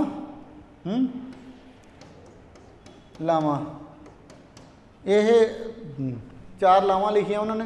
ਬੇਸਿਕਲੀ ਆਲਟਰਨੇਟਿਵ ਕਲਚਰਲ ਇੰਸਟੀਟਿਊਸ਼ਨਸ ਦੀ ਗੱਲ ਸੀ, ਹੈ ਨਾ। ਮਤਲਬ ਆਪਾਂ ਸਾਡੇ ਸਿੱਖ ਧਰਮ ਦੇ ਵਿੱਚ ਜਿਹੜੇ ਸੀਗੇ ਉਹ ਪਹਿਲਾਂ ਲੋਕ ਵਿਆਹ ਕਰਦੇ ਸੀ ਤਾਂ ਹਿੰਦੂ ਧਰਮ ਦੇ ਰੀਤੀ ਰਿਵਾਜ਼ਾਂ ਦੇ ਹਿਸਾਬ ਦੇ ਨਾਲ ਵਿਆਹ ਕਰਦੇ ਸੀਗੇ। ਉਹ ਬੜੇ ਪਚੀਦੇ ਸੀਗੇ, ਉਹ ਬੜੇ ਲੰਬੇ ਚੌੜੇ ਸੀਗੇ। ਉਹਦੇ ਵਿੱਚ ਆਮ ਉਹ ਖਰਚੀਲੇ ਵੀ ਜ਼ਿਆਦਾ ਸੀਗੇ। ਆਮ ਲੋਕਾਂ ਦੇ ਐਕਸਪਲੋਇਟੇਸ਼ਨ ਦੇ ਚਾਂਸਸ ਵੀ ਉਹਦੇ ਵਿੱਚ ਬਹੁਤ ਜ਼ਿਆਦਾ ਹੁੰਦੇ ਸੀਗੇ, ਠੀਕ ਹੈ। ਲੋਕ ਉਹ ਜਿਹੜੇ ਪੰਡਤ ਜੀ ਉਹ ਕਿਸੇ 'ਤੇ ਡਿਪੈਂਡੈਂਟ ਵੀ ਸੀਗੇ, ਮੋਰਓਵਰ ਪੰਡਤ ਜੀ 'ਤੇ ਡਿਪੈਂਡੈਂਟ ਸੀਗੇ। ਉਹ ਕੋਈ ਹੋਰ ਹੀ ਆ ਕੇ ਕਰਵਾ ਪਾਉਂਦਾ ਸੀਗਾ। ਹੁਣ ਤਾਂ ਜਿਹਨੂੰ ਸਹੀ ਤਰੀਕੇ ਨਾਲ ਪੰਜਾਬੀ ਪੜ੍ਹਨੀ ਆਉਂਦੀ ਆ, ਆਪਾਂ ਜਿਹੜੀ ਲਾਵਾਂ ਕਰਾਉਂਦੇ ਆ, ਆਨੰਦ ਕਾਰਜ ਕਰਾਉਂਦੇ ਆ, ਕੋਈ ਵੀ ਕਰਾ ਦਿੰਦਾ, ਕਿਸੇ ਖਾਸ ਬੰਦੇ 'ਤੇ ਡਿਪੈਂਡੈਂਸੀ ਨਹੀਂ ਹੈਗੀ ਔਰ ਇੰਨੇ ਸਿੰਪਲ ਆ, ਠੀਕ ਹੈ। ਇਹ ਤਾਂ ਅਸੀਂ ਕਰਦੇ ਹਾਂ ਨਾ ਕਿ ਜਦੋਂ ਵਿਆਹ ਕਰਦੇ ਆ ਘਰ ਦੇ ਵਿੱਚ ਅਤੇ ਬਹੁਤ ਸਾਰਾ ਖਰਚਾ ਕਰ ਦਿੰਦੇ। ਪਰ ਗੁਰੂ ਸਾਹਿਬ ਨੇ ਤਾਂ ਜਿਹੜਾ ਸਿਸਟਮ ਸਾਨੂੰ ਬਣਾ ਕੇ ਦਿੱਤਾ ਉਹਦੇ 'ਚ 4 ਲਾਵਾਂ ਹੀ ਆ, ਹੈ ਨਾ। ਆਨੰਦ ਕਾਰਜ ਆ, 4 ਲਾਵਾਂ ਹੀ ਆ। ਉਹ 4 ਲਾਵਾਂ ਉਹ ਬੋਲੀਆਂ, 4 ਲਾਵਾਂ ਪੜ੍ਹੀਆਂ ਅਤੇ ਪਾਠੀ ਸਾਹਿਬ ਨੇ ਤਾਂ ਚਲੋ ਜੀ ਵਿਆਹ ਹੋ ਗਿਆ। ਤਾਂ ਵਾਧੂ ਖਰਚਾ ਤਾਂ ਅਸੀਂ ਆਪ ਹੀ ਪਾ ਲੈਂਦੇ ਹਾਂ ਨਾ। ਤਾਂ ਮਤਲਬ ਆਨੰਦ ਕਾਰਜ ਉਹਨਾਂ ਨੇ ਉਹ ਲਿਖ ਕੇ ਦੇ ਕੇ ਗਏ। ਉਸ ਤੋਂ ਇਲਾਵਾ ਉਹਨਾਂ ਨੇ ਨਾ 79 ਸ਼ਲੋਕ ਵੀ ਲਿਖੇ। ਸ਼੍ਰੀ ਗੁਰੂ ਰਾਮਦਾਸ ਜੀ ਨੇ 79 ਸ਼ਲੋਕ ਲਿਖੇ। ਸ਼ਲੋਕ ਲਿਖੇ ਉਹ ਬਾਅਦ ਦੇ ਵਿੱਚ ਸ਼੍ਰੀ ਗੁਰੂ ਗ੍ਰੰਥ ਸਾਹਿਬ ਜੀ ਵਿੱਚ ਦਰਜ ਕੀਤੇ ਗਏ। ਇੱਕ ਹੋਰ ਆਲਣੀਆਂ ਪਤਾ ਕੀ ਹੁੰਦਾ? ਆਲਣੀਆਂ ਵੀ ਉਹਨਾਂ ਨੇ ਲਿਖੀਆਂ। ਆਲਣੀਆਂ ਹੁੰਦੀਆਂ ਜਦੋਂ ਕਿਸੇ ਦੇ ਘਰੇ ਮਰਕਤ ਹੋ ਜਾਏ ਅਤੇ ਉਹ ਮਰਕਤ ਦੇ ਵਿੱਚ ਇੱਕ ਸੋਗ ਸੌਂਗ ਹੁੰਦੇ ਆ। ਇਹ ਆਲਣੀਆਂ ਮਤਲਬ ਸੋਗ ਸੌਂਗ ਹੁੰਦੇ ਆ, ਮਰਕਤ ਦੇ ਉੱਤੇ ਇਹ ਬੋਲੇ ਜਾਂਦੇ ਆ। ਤਾਂ ਇਹ ਆਲਣੀਆਂ ਵੀ ਉਹਨਾਂ ਨੇ ਲਿਖੀਆਂ। ਗੁਰੂ ਰਾਮਦਾਸ ਜੀ ਨੇ ਅਗਲੇ ਗੁਰੂ ਸ਼੍ਰੀ ਗੁਰੂ ਅਰਜਨ ਦੇਵ ਜੀ ਨੂੰ ਆਪਣਾ ਸਕਸੈਸਰ ਅਪੁਆਇੰਟ ਕੀਤਾ 1581 ਦੇ ਵਿੱਚ। ਔਰ ਜੋਤੀ ਜੋਤ ਸਮਾਏ ਉਹ 1 ਸਤੰਬਰ 1581 ਨੂੰ ਗੋਇੰਦਵਾਲ ਸਾਹਿਬ 'ਤੇ ਉਹਨਾਂ ਦਾ ਮਤਲਬ ਕਿ ਉਹਨਾਂ ਨੇ ਲਾਸਟ ਸਾਹ ਲਿਆ ਗੋਇੰਦਵਾਲ ਸਾਹਿਬ 'ਤੇ 1 ਸਤੰਬਰ 1581 ਨੂੰ। ਹੁਣ ਆਪਾਂ ਅਗਲੇ ਗੁਰੂ ਸ਼੍ਰੀ ਗੁਰੂ ਅਰਜਨ ਦੇਵ ਜੀ ਕਰਦੇ ਹਾਂ। ਸ਼੍ਰੀ ਗੁਰੂ ਅਰਜਨ ਦੇਵ ਜੀ, ਇਹ ਜਿਹੜੀ ਫੋਟੋ ਹੈ ਇਹ ਵਿਕੀਪੀਡੀਆ ਤੋਂ ਫੋਟੋ ਆ। ਇਹ ਵੈਸੇ ਇਹ ਵਾਲੀ ਫੋਟੋ ਜ਼ਿਆਦਾ ਪੋਪੂਲਰ ਹੈ ਨਹੀਂ, ਲੋਕਾਂ ਨੂੰ ਸ਼ਾਇਦ ਨਾ ਲੱਗੇ ਕਿ ਗੁਰੂ ਅਰਜਨ ਦੇਵ ਜੀ ਦੀ photo. Guru Arjan Dev ji life and contribution ਜਿਹੜਾ ਉਹਨਾਂ ਦਾ ਗੱਲ ਕਰੀਏ ਤਾਂ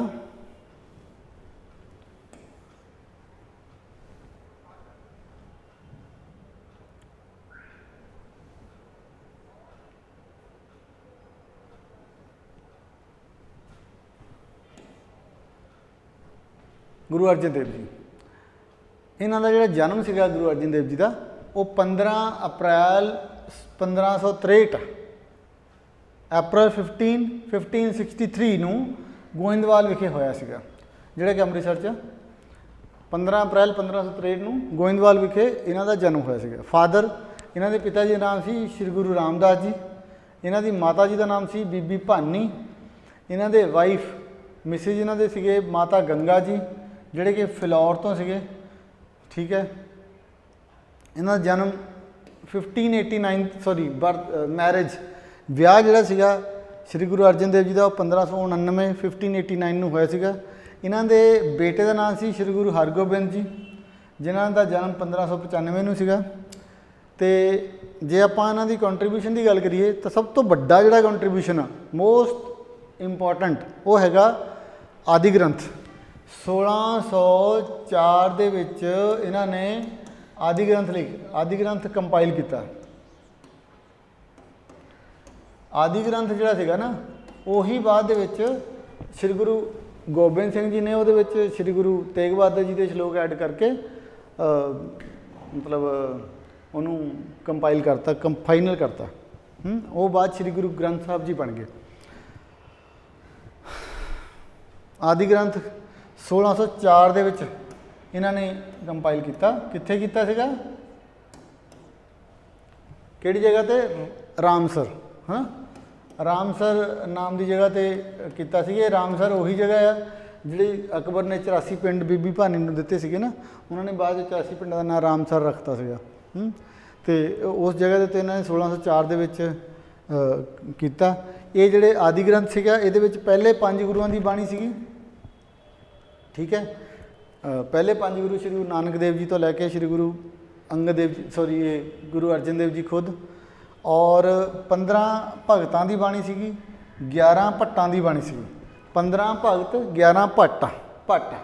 ਠੀਕ ਹੈ, ਅਤੇ ਇਸ ਤੋਂ ਇਲਾਵਾ 15 ਭਗਤ ਔਰ 11 ਭੱਟ, 5 ਪਹਿਲੇ ਗੁਰੂ ਸਾਹਿਬਾਨ ਤੋਂ ਇਲਾਵਾ ਇੱਕ ਭਾਈ ਸੱਤਾ, ਭਾਈ ਬਲਵੰਡ, ਭਾਈ ਸੁੰਦਰ ਅਤੇ ਭਾਈ ਮਰਦਾਨਾ, ਇਹਨਾਂ ਦੀ ਬਾਣੀ ਵੀ ਸ਼੍ਰੀ ਗੁਰੂ ਅਰਜਨ ਦੇਵ ਜੀ ਨੇ ਆਦਿ ਗ੍ਰੰਥ ਦੇ ਵਿੱਚ ਐਡ ਕੀਤੀ, ਉਹਦੇ ਵਿੱਚ ਦਰਜ ਕੀਤੀ। ਠੀਕ ਹੈ, ਦੁਬਾਰਾ ਬੋਲਦੇ ਹਾਂ, 1604 ਦੇ ਵਿੱਚ ਆਦਿ ਗ੍ਰੰਥ ਲਿਖਿਆ ਗਿਆ, ਕੰਪਾਈਲ ਕੀਤਾ ਗਿਆ। ਠੀਕ ਹੈ, ਔਰ ਇਹਦੇ ਵਿੱਚ ਪਹਿਲੇ 5 ਗੁਰੂ ਸਾਹਿਬਾਨਾਂ ਦੀ ਬਾਣੀ ਆ। ਉਸ ਤੋਂ ਇਲਾਵਾ ਇਹਦੇ ਵਿੱਚ 15 ਭਗਤ ਆ, 11 ਭੱਟ ਆ, 11 ਭਗਤ 15 ਭਗਤ ਤੋਂ ਇਲਾਵਾ ਇਹਦੇ ਵਿੱਚ ਬਾਣੀ ਹੈਗੀ ਆ ਭਾਈ ਸੱਤਾ ਦੀ, ਭਾਈ ਬਲਵੰਡ ਦੀ, ਭਾਈ ਸੁੰਦਰ ਦੀ ਅਤੇ ਭਾਈ ਮਰਦਾਨਾ ਦੀ। ਇਹਨਾਂ ਲੋਕਾਂ ਦੀ ਇਹਦੇ ਵਿੱਚ ਬਾਣੀ ਜਿਹੜੀ ਆ ਉਹ ਐਡ ਕੀਤੀ ਗਈ ਆ।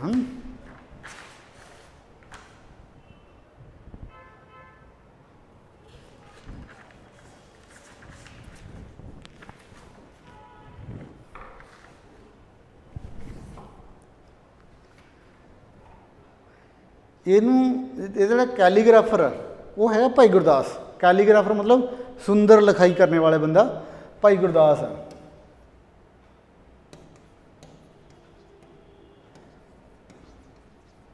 ਜਿਹਨੇ ਆਪਣੇ ਹੱਥਾਂ ਨਾਲ ਲਿਖਿਆ।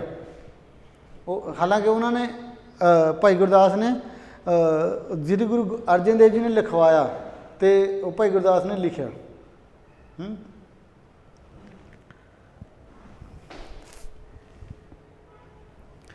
ਗੁਰੂ ਅਰਜਨ ਦੇਵ ਜੀ ਨੇ ਖੁਦ 2216 ਸ਼ਲੋਕ ਲਿਖੇ।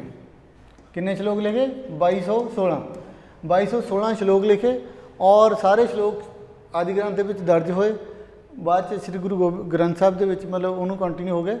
ਤਾਂ 2216 ਸ਼ਲੋਕਾਂ ਤੋਂ ਇਲਾਵਾ ਗੁਰੂ ਅਰਜਨ ਦੇਵ ਜੀ ਨੇ 6 ਵਾਰਾਂ ਲਿਖੀਆਂ। ਵਾਰ ਗੌੜੀ, ਵਾਰ ਗੁਜਰੀ, ਵਾਰ ਜੈਤਸਰੀ, ਵਾਰ ਰਾਮਕਲੀ, ਵਾਰ ਮਾਰੂ ਅਤੇ ਵਾਰ ਬਸੰਤ। ਕਿਹੜੀਆਂ ਨੇ 6 ਵਾਰਾਂ ਲਿਖੀਆਂ? ਵਾਰ ਗੌੜੀ, ਵਾਰ ਗੁਜਰੀ, ਵਾਰ ਜੈਤਸਰੀ, ਵਾਰ ਰਾਮਕਲੀ, ਵਾਰ ਮਾਰੂ, ਵਾਰ ਬਸੰਤ। ਇਹ 6 ਵਾਰਾਂ ਵੀ ਲਿਖੀਆਂ ਉਹਨਾਂ ਨੇ।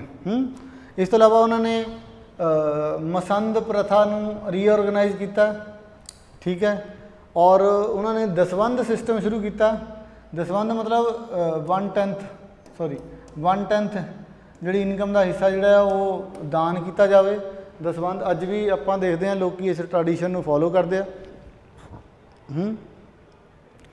ਤਾਂ ਮਤਲਬ ਆਪਣੀ ਇਨਕਮ ਦਾ 10ਵਾਂ ਹਿੱਸਾ ਦਾਨ ਕਰਦੇ ਆ। ਉਸ ਤੋਂ ਬਾਅਦ ਉਹਨਾਂ ਨੇ ਸ਼ਹਿਰਾਂ ਦੀ ਫਾਊਂਡੇਸ਼ਨ ਰੱਖੀ। ਇੱਕ ਸ਼ਹਿਰ ਸਭ ਤੋਂ ਪਹਿਲਾਂ ਤਰਨ ਤਾਰਨ, ਇਹ ਸ਼ਹਿਰ ਸ਼੍ਰੀ ਗੁਰੂ ਅਰਜਨ ਦੇਵ ਜੀ ਨੇ ਵਸਾਇਆ। ਕਰਤਾਰਪੁਰ, ਇਹ ਸ਼ਹਿਰ ਸ਼੍ਰੀ ਗੁਰੂ ਅਰਜਨ ਦੇਵ ਜੀ ਨੇ ਵਸਾਇਆ। ਕਰਤਾਰਪੁਰ ਦੋ ਆ, ਇੱਕ ਪਾਕਿਸਤਾਨ 'ਚ, ਇੱਕ ਇੰਡੀਆ 'ਚ। ਆਪਾਂ ਇੰਡੀਆ ਵਾਲੀ ਦੀ ਗੱਲ ਕਰਦੇ ਹਾਂ, ਠੀਕ ਹੈ। ਪਾਕਿਸਤਾਨ ਵਾਲਾ ਕਰਤਾਰਪੁਰ ਤਾਂ ਸ਼੍ਰੀ ਗੁਰੂ ਨਾਨਕ ਦੇਵ ਜੀ ਦਾ ਹੈ। ਹਰਗੋਬਿੰਦਪੁਰਾ ਇਹ ਵਸਾਇਆ। ਹਰਗੋਬਿੰਦਪੁਰਾ ਸ਼੍ਰੀ ਗੁਰੂ ਹਰਗੋਬਿੰਦ ਜੀ ਦੇ ਜਨਮ ਦਿਨ 'ਤੇ ਇਹ ਸ਼ਹਿਰ ਦੀ ਸਥਾਪਨਾ ਕੀਤੀ ਸੀ। ਛਰੱਟਾ ਅੰਮ੍ਰਿਤਸਰ ਤੋਂ ਥੋੜ੍ਹਾ ਪਿੱਛੇ ਹੈ, ਇੱਧਰੋਂ ਚੰਡੀਗੜ੍ਹ ਵੱਲੋਂ ਜਾਈਏ ਤਾਂ। ਉਸ ਤੋਂ ਬਾਅਦ ਡੱਬੀ ਬਾਜ਼ਾਰ ਲਾਹੌਰ ਦੇ ਵਿੱਚ ਹੈ, ਇਹ ਅੱਜ ਵੀ ਹੈ। ਲਾਹੌਰ ਦੇ ਵਿੱਚ ਡੱਬੀ ਬਾਜ਼ਾਰ, ਉਹ ਇੱਕ ਕਸਬਾ ਹੈ।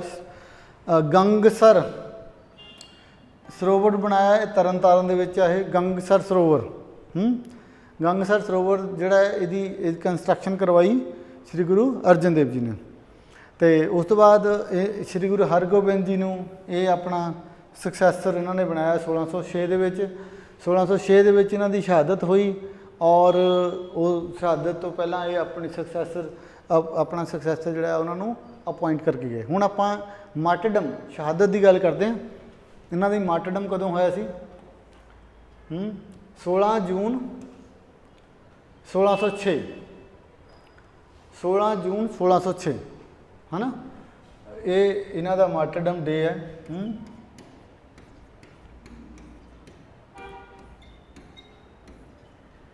16 ਜੂਨ 1606, ਠੀਕ ਹੈ। ਇਹ ਫੋਟੋ ਦੇ ਵਿੱਚ ਦਿਖਾਇਆ ਗਿਆ ਕਿ ਕਿਵੇਂ ਤਸੀਹੇ ਦਿੱਤੇ, ਇਸ ਤੋਂ ਇਲਾਵਾ ਜਿਵੇਂ ਮਤਲਬ ਗਰਮ ਰੇਤ ਪਾ ਰਹੇ ਆ, ਇੱਦਾਂ ਉਬਲਦੇ ਪਾਣੀ 'ਚ ਰੱਖਿਆ ਗਿਆ।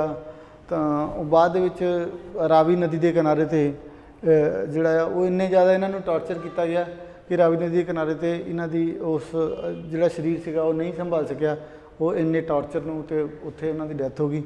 ਤਾਂ ਜੋਤੀ ਜੋਤ ਸਮਾ ਗਏ। ਹੁਣ ਆਪਾਂ ਗੱਲ ਕਰਦੇ ਹਾਂ ਕਾਜ਼ਸ, ਕਿਉਂ ਮਾਰਟਰਡਮ ਹੋਈ।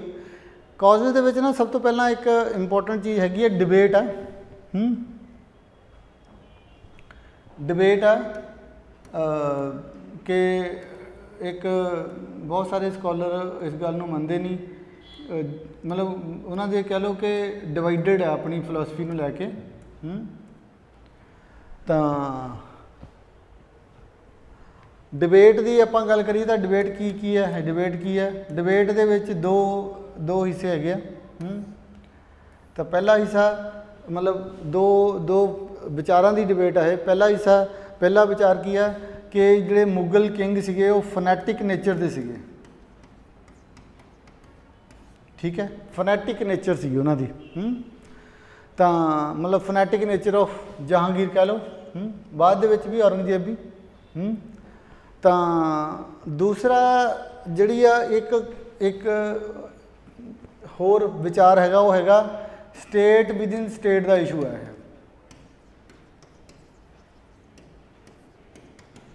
ਸਟੇਟ ਵਿਦਿਨ ਸਟੇਟ ਮਤਲਬ ਇੱਕ ਮੁਗਲ ਅੰਪਾਇਰ ਆ, ਉਹਦੇ ਵਿੱਚ ਇੱਕ ਸਟੇਟ ਆ, ਇਹ ਮੁਗਲ ਸਟੇਟ ਕਹਿ ਲਓ।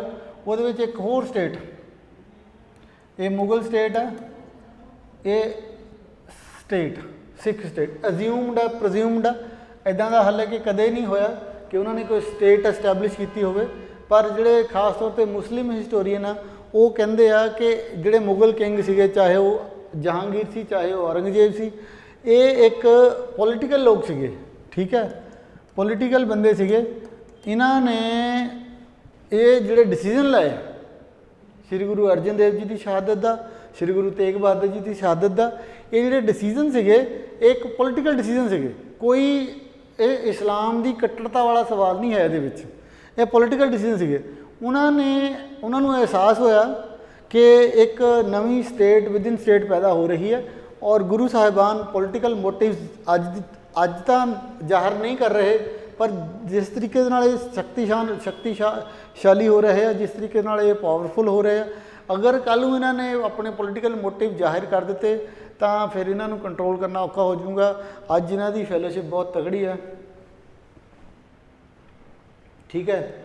ਅੱਜ ਇਹਨਾਂ ਦੀ ਫੈਲੋਸ਼ਿਪ ਬਹੁਤ ਤਕੜੀ ਹੈ, ਤਾਂ ਕੱਲ੍ਹ ਨੂੰ ਇਹਨਾਂ ਦੀ ਜਿਹੜੇ ਫੋਲੋਅਰਸ ਆ ਉਹ ਇੰਨੇ ਹੋ ਜਾਣਗੇ, ਤਾਂ ਫਿਰ ਕਿਵੇਂ ਆਪਾਂ ਇਹਨਾਂ ਨੂੰ ਕੰਟਰੋਲ ਕਰਾਂਗੇ। ਅਤੇ ਉਹਨਾਂ ਨੇ ਪਹਿਲਾਂ ਹੀ ਇਹਨਾਂ ਦੇ ਖਿਲਾਫ ਜਿਹੜੇ ਆ ਸਖਤ ਸਟੈਪ ਚੱਕੇ। ਤਾਂ ਇੱਕ ਪੋਲੀਟੀਕਲ ਡਿਸੀਜ਼ਨ ਸੀਗੇ।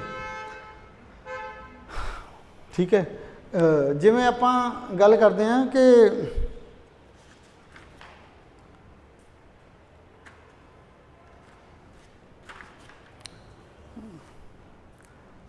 ਜਿਹੜਾ एक ग्रुप आ ਜਿਹੜਾ ਇਹ ਕਹਿੰਦਾ कि ਇਹ ਫਨੈਟਿਕ ਨੇਚਰ ਦੇ ਸੀਗੇ, ਉਹ ਗਰੁੱਪ ਹੈਗਾ, ਉਹਦੇ ਵਿੱਚ ਇੰਪੋਰਟੈਂਟ ਫਿਲਾਸਫਰ ਹੈਗੇ ਆ ਇੱਕ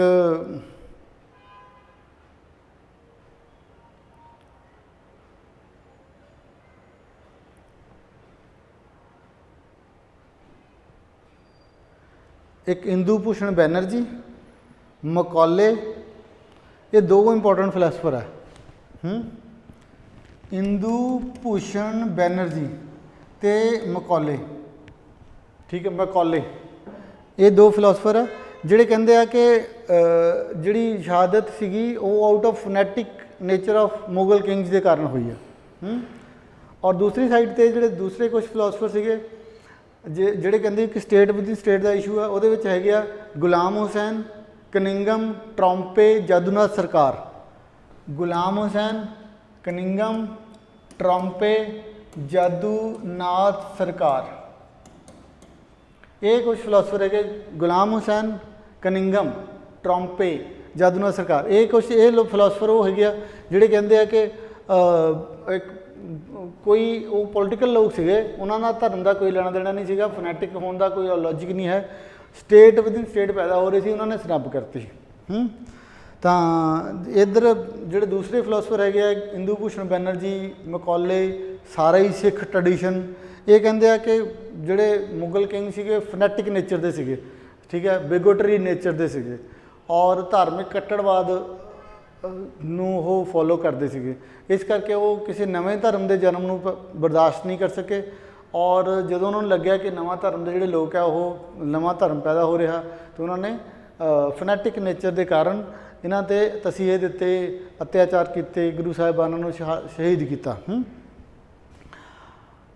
ਇੱਕ ਨਾ ਜਿਹੜੇ ਇਹ ਫਨੈਟਿਕ ਨੇਚਰ ਵਾਲੀ ਫਿਲਾਸਫਰ ਆ ਉਹਦੇ ਵਿੱਚ ਇੱਕ ਜਿਹੜੀ ਜਹਾਂਗੀਰ ਦੀ ਬਾਇਓਗ੍ਰਾਫੀ ਆ, तुज़के जहांगीरी, ऑटोबायोग्राफी है तुज़के जहांगीरी, वो ना एक लाइन लिखी हुई है, जहांगीर ने खुद लिखी हुई है। उन्होंने लिखा हुआ कि रावी नदी के कंढे ते एक संत, एक बंदा रहिंदा जिहड़ा अपने आप को संत कहंदा, वो गुरु अर्जन देव जी के बारे गल कर रहे हैं कि मेरा कदे कदे दिल करदा कि मैं ना वो संत दी जिहड़ी कुली आ जां उन्हां दा जिहड़ा जिथे वो रहिंदे आ घर आ वो ढा देवां ते वो संत नूं मार दियां।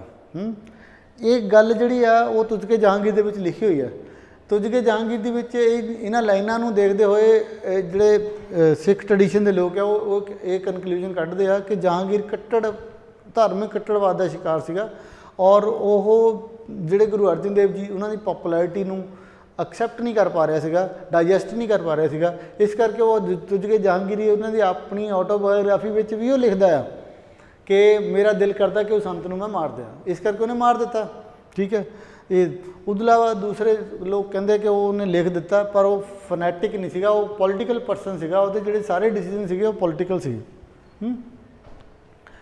उस तो बाद ये पहला कारण हो गया जी। दूसरा कारण सीगा enmity of Prithi Chand, Sulhi Khan, Chandu Shah. Enmity of Prithi Chand, Sulhi Khan ते चंदू शाह।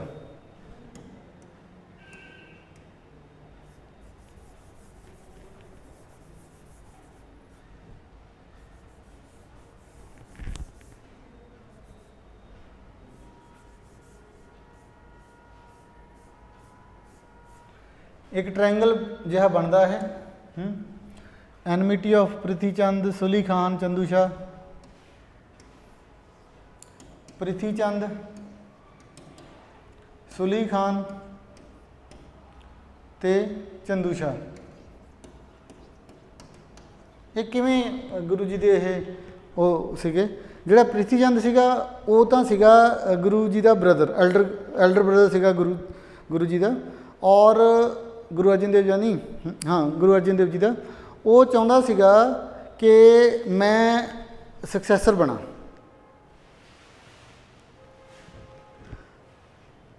तो वो गुरु गद्दी ते अपना क्लेम छड्ड रखदा सीगा। तो वो ये डाइजैसट नहीं कर सकिया कि गुरु जी गुरु गद्दी ते बैठ गए ਤਾਂ ਉਹ ਮੁਗਲਾਂ ਦੇ ਨਾਲ ਮਿਲ ਕੇ ਗੁਰੂ ਜੀ ਦੇ ਖਿਲਾਫ ਬੋਲਦਾ ਰਹਿੰਦਾ ਸੀ, ਮੁਗਲ ਐਡਮਿਨਿਸਟ੍ਰੇਟਰ ਦੇ ਖਿਲਾਫ, ਗੁਰੂ ਜੀ ਦੇ ਖਿਲਾਫ ਜਿਹੜੀਆਂ ਰੋਂਗ ਰਿਪੋਰਟਸ ਕਰਦਾ ਸੀਗਾ। ਤਾਂ ਇੱਥੇ ਤੱਕ ਵੀ ਨਾ ਮੈਨੂੰ ਕਹਾਣੀ ਯਾਦ ਆ ਰਹੀ ਹੈ। ਇਹ ਜਿਹੜਾ ਪ੍ਰੀਤੀ ਚੰਦ ਸੀਗਾ, ਇਹਨਾਂ ਦੀ ਵਾਈਫ ਨੇ ਹਰਗੋਬਿੰਦ ਜੀ ਨੂੰ ਜ਼ਹਿਰ ਦੇਣ ਦੀ ਕੋਸ਼ਿਸ਼ ਵੀ ਕੀਤੀ ਸੀ ਕਿ ਜੇ ਇਹਨਾਂ ਨੂੰ ਲੱਗਿਆ ਕਿ ਮੈਂ ਤਾਂ ਗੁਰੂ ਨਹੀਂ ਬਣਿਆ ਹੈ ਨਾ, ਤੇ ਇਹਨਾਂ ਦੇ ਪਹਿਲਾਂ ਬੇਟਾ ਹੈ ਨਹੀਂ ਸੀਗਾ, ਸ਼੍ਰੀ ਗੁਰੂ ਹਰਗੋਬਿੰਦ ਜੀ ਪੈਦਾ ਨਹੀਂ ਹੋਏ ਸੀ। ਇਹਨਾਂ ਨੂੰ ਲੱਗਦਾ ਸੀਗਾ ਕਿ ਸਾਡਾ ਬੇਟਾ ਗੁਰੂ ਬਣੂਗਾ, ਕਿਉਂਕਿ ਉਹਨਾਂ ਦਾ ਆਪਣਾ ਬੇਟਾ ਹੈ ਨਹੀਂ। ਫਿਰ ਸ਼੍ਰੀ ਗੁਰੂ ਹਰਗੋਬਿੰਦ ਜੀ ਪੈਦਾ ਹੋ ਗਏ, ਫਿਰ ਇਹਨਾਂ ਨੂੰ ਬੜੀ ਜੈਲਸੀ ਹੋਈ ਕਿ ਹਰਗੋਬਿੰਦ ਜੀ ਪੈਦਾ ਹੋ ਗਏ। ਪ੍ਰੀਤੀ ਚੰਦ ਦੀ ਵਾਈਫ ਦੀ ਗੱਲ ਕਰਦਾ, ਠੀਕ ਹੈ। ਫਿਰ ਉਹਨੇ ਪ੍ਰੀਤੀ ਚੰਦ ਦੀ ਵਾਈਫ ਨੇ ਗੁਰੂ ਸਾਹਿਬ ਨੂੰ ਜ਼ਹਿਰ ਦੇਣ ਦੀ ਵੀ ਕੋਸ਼ਿਸ਼ ਕੀਤੀ ਤਾਂ ਕਿ ਇਹਨੂੰ ਆਪਾਂ ਮਾਰ ਦਈਏ ਤਾਂ ਮੇਰਾ ਬੇਟਾ ਗੁਰੂ ਬਣ ਜਾਊਗਾ ਬਾਅਦ ਦੇ ਵਿੱਚ ਨਾ। ਇਹ ਵੀ ਕਿਹਾ ਜਾਂਦਾ ਕਿ ਇਹਨਾਂ ਦੀ ਵਾਈਫ ਨੇ ਇੱਕ ਵਾਰੀ ਸੱਪ ਵੀ ਛੱਡਿਆ ਗੁਰੂ ਹਰਗੋਬਿੰਦ ਜੀ ਦੇ ਪਿੱਛੇ ਕਿ ਇਹ ਸੱਪ ਲੜ ਕੇ ਸ਼ਾਇਦ ਇਹਨਾਂ ਦੀ ਡੈਥ ਹੋ ਜਾਵੇ। ਚਲੋ ਉਹਨਾਂ ਦੀ ਡੈਥ ਇੱਦਾਂ ਹੋਈ ਨਹੀਂ, ਉਹਨਾਂ ਦੇ ਸਾਰੇ ਜਿਹੜੇ ਮਨਸੂਬੇ ਸੀ ਉਹ ਫੇਲ ਹੋ ਗਏ। ਅਤੇ ਪ੍ਰੀਤੀ ਚੰਦ ਦੇ ਬਾਰੇ 'ਚ ਗੱਲ ਹੋ ਗਈ, ਪ੍ਰੀਤੀ ਚੰਦ ਕਿਵੇਂ ਕਲੇਮ ਕਰਦਾ ਸੀਗਾ। ਦੂਸਰਾ ਸੀਗਾ ਸੁਲੀ ਖਾਨ। ਸੁਲੀ ਖਾਨ ਇੱਕ ਬੜਾ ਅਫਸਰ ਸੀਗਾ ਲਾਹੌਰ ਸ਼ਹਿਰ ਦਾ, ਠੀਕ ਹੈ। ਉਹ ਥੋੜ੍ਹਾ ਜਿਹਾ ਜੈਲਸ ਫੀਲ ਕਰਦਾ ਸੀ ਗੁਰੂ ਸਾਹਿਬ ਤੋਂ, ਔਰ ਗੁਰੂ ਸਾਹਿਬ ਤੋਂ ਜੈਲਸ ਫੀਲ ਕਰਦਾ ਸੀ। ਉਹ ਉਹਨਾਂ ਦੀ ਪੋਪੂਲੈਰਿਟੀ ਨੂੰ ਡਿਜੈਸਟ ਨਹੀਂ ਕਰ ਪਾ ਰਿਹਾ ਸੀਗਾ, ਔਰ ਥੋੜ੍ਹਾ ਜਿਹਾ ਫਨੈਟਿਕ ਨੇਚਰ ਦਾ ਵੀ ਸੀ, ਧਾਰਮਿਕ ਕੱਟੜਵਾਦ ਦਾ ਸ਼ਿਕਾਰ ਵੀ ਸੀਗਾ। ਉਹਨੂੰ ਲੱਗਦਾ ਸੀ ਕਿ ਸਾਰੇ ਪਾਸੇ ਇਸਲਾਮ ਦੇ ਲੋਕ ਹੀ ਹੋਣੇ ਚਾਹੀਦੇ ਆ, ਇਹ ਨਵੇਂ ਵਿੱਚ ਕਿਵੇਂ ਪੈਦਾ ਹੋ ਰਹੇ ਆ, ਹੈ ਨਾ। ਅਤੇ ਉਹ ਵੀ ਗੁਰੂ ਸਾਹਿਬ ਦੇ ਪਿੱਛੇ ਬੜਾ ਹੱਥ ਧੋ ਕੇ ਪਿਆ ਹੋਇਆ ਸੀਗਾ ਅਤੇ ਬਾਰ-ਬਾਰ ਗੁਰੂ ਸਾਹਿਬ ਦੇ ਖਿਲਾਫ ਰਿਪੋਰਟਿੰਗ ਕਰਦਾ ਸੀਗਾ। ਤੀਸਰਾ ਸੀਗਾ ਚੰਦੂ ਸ਼ਾਹ। ਚੰਦੂ ਸ਼ਾਹ ਦੀ ਇਹ ਲਾਹੌਰ ਦਾ ਦੀਵਾਨ ਸੀਗਾ, ਇੰਪੋਰਟੈਂਟ ਬੰਦਾ ਸੀ ਇਹ ਚੰਦੂ ਸ਼ਾਹ। ਇਹ ਦੀਵਾਨ ਸੀ ਲਾਹੌਰ ਦਾ। ਦੀਵਾਨ ਮਤਲਬ ਮਨਿਸਟਰ ਸੀਗਾ ਲਾਹੌਰ ਦਾ। ਲਾਹੌਰ ਇੱਕ ਕਹਿ ਲਓ ਕਿ ਇੱਕ ਸੂਬਾ ਸੀਗਾ ਮੁਗਲ ਸਟੇਟ ਦਾ, ਉਹਦਾ ਇਹ ਮਨਿਸਟਰ ਸੀਗਾ। ਕਹਿੰਦੇ ਆ ਕਿ ਇਹਨੇ ਆਪਣੇ ਬੇਟੀ ਦਾ ਰਿਸ਼ਤਾ ਕੀਤਾ ਸੀਗਾ ਸ਼੍ਰੀ ਗੁਰੂ ਅਰਜਨ ਦੇਵ ਜੀ ਦੇ ਬੇਟੇ ਸ਼੍ਰੀ ਗੁਰੂ ਹਰਗੋਬਿੰਦ ਜੀ ਨਾਲ। ਪਹਿਲਾਂ ਬਿਗਨਿੰਗ ਦੇ ਵਿੱਚ ਗੁਰੂ ਅਰਜਨ ਦੇਵ ਜੀ ਨੇ ਇਹ ਰਿਸ਼ਤਾ ਐਕਸੈਪਟ ਕਰ ਲਿਆ ਸੀਗਾ, ਪਰ ਬਹੁਤ ਸਾਰੇ ਲੋਕ ਫਿਰ ਗੁਰੂ ਅਰਜਨ ਦੇਵ ਜੀ ਨੂੰ ਮਿਲਣ ਗਏ।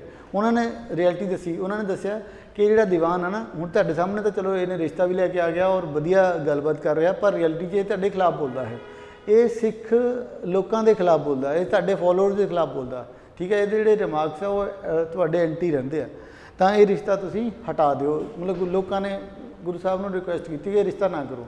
ਗੁਰੂ ਸਾਹਿਬ ਨੇ ਉਹ ਰਿਸ਼ਤਾ ਠੁਕਰਾਤਾ, ਉੱਥੇ ਮੈਸੇਜ ਭੇਜਤਾ ਕਿ ਅਸੀਂ ਇਹ ਵਿਆਹ ਨਹੀਂ ਕਰਨਾ, ਠੀਕ ਹੈ। ਜਦੋਂ ਇਹਨੂੰ ਇਹ ਮਤਲਬ ਕਿ ਹੋਇਆ ਕਿ ਮੇਰੀ ਕੁੜੀ ਦਾ ਜਿਹੜਾ ਵਿਆਹ ਆ ਉਹ ਰਿਸ਼ਤਾ ਹੈ ਉਹ ਠੁਕਰਾਤਾ, ਅਤੇ ਜੈਲਸੀ ਮਤਲਬ ਗੁੱਸੇ 'ਚ ਆ ਗਿਆ, ਠੀਕ ਹੈ। ਕਿ ਮੈਂ ਤਾਂ ਮਿਨਿਸਟਰ ਹਾਂ, ਮੈਂ ਤਾਂ ਬਹੁਤ ਵੱਡਾ ਆਦਮੀ ਹਾਂ, ਮੇਰੀ ਕੁੜੀ ਮੇਰਾ ਰਿਸ਼ਤਾ ਠੁਕਰਾਤਾ, ਤਾਂ ਉਹਦੇ ਕਰਕੇ ਗੁਰੂ ਸਾਹਿਬ ਦੇ ਖਿਲਾਫ ਹੋ ਗਿਆ ਅਤੇ ਇਹਨੇ ਵੀ ਗਲਤ ਮਲਤ ਚਿੱਠੀਆਂ ਲਿਖਣੀਆਂ ਸ਼ੁਰੂ ਕਰ ਦਿੱਤੀਆਂ। ਨੈਕਸਟ ਜਿਹੜਾ ਕਾਜ਼ ਹੈਗਾ ਉਹ ਹੈਗਾ ਗੁਰੂ ਸਾਹਿਬ ਦੀਆਂ ਜਰਨੀ ਮਤਲਬ ਉਹਨਾਂ ਨੇ ਬਹੁਤ ਸਾਰੀਆਂ, ਉਹਨਾਂ ਨੇ ਵੀ ਜਿੱਦਾਂ ਸ਼੍ਰੀ ਗੁਰੂ ਨਾਨਕ ਦੇਵ ਜੀ ਨੇ ਉਦਾਸੀਆਂ ਕੀਤੀਆਂ, ਉਹਨਾਂ ਨੂੰ ਆਪਾਂ ਉਦਾਸੀਆਂ ਬੋਲਦੇ, ਇਹਨਾਂ ਦੀਆਂ ਆਪਾਂ ਜਰਨੀਆਂ ਬੋਲਦੇ ਹਾਂ। ਇਹਨਾਂ ਨੇ ਵੀ ਯਾਤਰਾਵਾਂ ਕੀਤੀਆਂ, ਉਹ ਯਾਤਰਾਵਾਂ ਜਿਹੜੀਆਂ ਕਾਫੀ ਦੂਰ ਦੇ ਏਰੀਆਜ਼ ਨੂੰ ਕੀਤੀਆਂ, ਉਹਦੇ ਨਾਲ ਪੋਪੂਲੈਰਿਟੀ ਇਹਨਾਂ ਦੀ ਬਹੁਤ ਵੱਧ ਗਈ, ਇਹਨਾਂ ਦੇ ਫੋਲੋਅਰਸ ਬਹੁਤ ਵਧੇ ਹੋ ਗਏ। ਉਹਦੇ ਨਾਲ ਜਿੰਨੇ ਜਿਹੜੇ ਮੁਸਲਿਮ ਜਿਹੜੇ ਬੜੇ ਅਹੁਦੇਦਾਰ ਸੀਗੇ, ਚਾਹੇ ਉਹ ਧਾਰਮਿਕ ਦੇ ਹੋਣ ਚਾਹੇ ਉਹ ਐਡਮਿਨਿਸਟ੍ਰੇਟਿਵ ਹੋਣ, ਉਹ ਸਾਰੇ ਹੀ ਫੀਲ ਕਰਨ ਲੱਗ ਗਏ ਕਿ ਇਹ ਪੋਪੂਲੈਰਿਟੀ ਬਹੁਤ ਵੱਧ ਗਈ, ਜੈਲਸ ਫੀਲ ਕਰਨ ਲੱਗ ਗਏ। ਨੈਕਸਟ ਜਦੋਂ ਇਹਨਾਂ ਨੇ ਸ਼੍ਰੀ ਗੁਰੂ ਅਰਜਨ ਦੇਵ ਜੀ ਨੇ ਹਰਿਮੰਦਰ ਸਾਹਿਬ ਦੀ ਸਥਾਪਨਾ ਕੀਤੀ, ਅਗਲਾ ਟੌਪਿਕ ਕਰਾਂਗੇ ਨੈਕਸਟ ਦੇ ਵਿੱਚ ਹੁਣੇ ਹੀ। ਹਰਿਮੰਦਰ ਸਾਹਿਬ ਦੀ ਸਥਾਪਨਾ ਕੀਤੀ, ਇਹਨਾਂ ਨੇ ਆਦਿ ਗ੍ਰੰਥ ਬਣਾ ਲਿਆ, ਇੱਕ ਨਵਾਂ ਧਰਮ ਜਿਹੜਾ ਸੀਗਾ ਉਹਦਾ ਜਨਮ ਸ਼ੁਰੂ ਹੋ ਗਿਆ। ਇੱਕ ਧਰਮ ਬਣਨ ਵਾਸਤੇ ਕੀ ਚਾਹੀਦਾ, ਠੀਕ ਹੈ, ਹੋਲੀ ਬੁੱਕ ਚਾਹੀਦੀ ਹੈ ਨਾ, ਹੋਲੀ ਬੁੱਕ ਚਾਹੀਦੀ ਹੈ, ਹੋਰ ਕੀ ਚਾਹੀਦਾ ਹੈ ਨਾ, ਇੱਕ ਹੋਲੀ ਪਲੇਸ ਚਾਹੀਦੀ ਹੈ, ਫੋਲੋਅਰ ਚਾਹੀਦੇ ਆ, ਇੱਕ ਗੁਰੂ ਚਾਹੀਦਾ, ਠੀਕ ਹੈ। ਤਾਂ ਉਹ ਸਾਰਾ ਕੁਛ ਡਿਵੈਲਪ ਹੋਣਾ ਸ਼ੁਰੂ ਹੋ ਗਿਆ। ਅਤੇ ਜਦੋਂ ਨਵਾਂ ਧਰਮ ਬਣਨ ਦੀ ਗੱਲ ਉੱਠੀ ਤਾਂ ਸਾਰੇ ਇਹ ਮੁਸਲਿਮ ਜਿਹੜੇ ਥਿਓਲੋਜੀਅਨ ਸੀਗੇ ਉਹ ਸਾਰੇ ਹੀ ਜੈਲਸ ਫੀਲ ਕਰਨ ਲੱਗੇ ਕਿ ਇਹ ਤਾਂ ਨਵੇਂ ਧਰਮ ਦੀ ਸਥਾਪਨਾ ਹੋਣ ਲੱਗੀ, ਇਹਨਾਂ ਕੋਲ ਹੋਲੀ ਬੁੱਕ ਵੀ ਆ ਗਈ, ਹੋਲੀ ਪਲੇਸਿਸ ਵੀ ਆ ਗਈ, ਗੁਰੂ ਵੀ ਹੈਗੇ ਆ, ਠੀਕ ਹੈ। ਤਾਂ ਏਰੀਆ ਵੀ ਹੈਗਾ, ਫੋਲੋਅਰਸ ਵੀ ਹੈਗੇ ਆ, ਇਹਨਾਂ ਕੋਲੇ ਪੈਸਾ ਵੀ ਇਕੱਠਾ ਹੋ ਰਿਹਾ, ਉਹ ਪੈਸੇ ਦੇ ਨਾਲ ਇੱਕ ਕੰਸਟਰਕਸ਼ਨ ਵਰਕ ਵੀ ਕਰ ਰਹੇ ਆ। ਤਾਂ ਉਹ ਨਵੇਂ ਧਰਮ ਨੂੰ ਜਨਮ ਲੈਣ ਤੋਂ ਰੋਕਣ ਵਾਸਤੇ ਵੀ ਇਹ ਕੰਮ ਜਿਹੜਾ ਕੀਤਾ ਗਿਆ। ਉਸ ਤੋਂ ਬਾਅਦ ਨੈਕਸਟ ਜਿਹੜਾ ਨਕਸ਼ਬੰਦੀ, ਨਕਸ਼ਬੰਦੀ ਇੱਕ ਗਰੁੱਪ ਦਾ ਨਾਮ ਆ, ਇੱਕ ਸੰਸਥਾ, ਠੀਕ ਹੈ, ਸੰਸਥਾ। ਇਹ ਨਕਸ਼ਬੰਦੀ ਕਨਵਰਜਨ, ਜਿਹੜੇ ਲੋਕ ਇਸਲਾਮ ਤੋਂ ਕਨਵਰਟ ਹੋ ਕੇ ਕਿਸੇ ਦੂਸਰੇ ਧਰਮਾਂ ਨੂੰ ਜਾਂਦੇ ਸੀਗੇ, ਚਾਹੇ ਹਿੰਦੂ ਬਣ ਜਾਣ, ਚਾਹੇ ਕ੍ਰਿਸਚਨ ਬਣ ਜਾਣ, ਚਾਹੇ ਸਿੱਖ ਬਣ ਜਾਣ। ਸਿੱਖ ਸ਼ਬਦ ਤਾਂ ਹਾਲੇ ਚਲੋ ਆਪਾਂ ਨਹੀਂ ਯੂਜ਼ ਕਰ ਸਕਦੇ, ਇਹ ਤਾਂ ਸ਼੍ਰੀ ਗੁਰੂ ਗੋਬਿੰਦ ਸਿੰਘ ਜੀ ਤੋਂ ਬਾਅਦ ਇਹ ਸ਼ਬਦ ਆਇਆ। ਚਲੋ ਆਪਾਂ ਸ਼੍ਰੀ ਗੁਰੂ ਅਰਜਨ ਦੇਵ ਜੀ ਦੇ ਫੋਲੋਅਰ ਨੂੰ ਵੀ ਆਪਾਂ ਸਿੱਖ ਕਹਿ ਦਈਏ, ਠੀਕ ਹੈ, ਚਾਹੇ ਸਿੱਖ ਬਣ ਜਾਣ। ਤਾਂ ਇਹ ਜਿਹੜੇ ਨਕਸ਼ਬੰਦੀ ਸੀਗੇ, ਕਨਵਰਜਨ ਨੂੰ ਰੋਕਣ ਵਾਸਤੇ ਬਣੀ ਹੋਈ ਸੰਸਥਾ ਸੀਗੀ।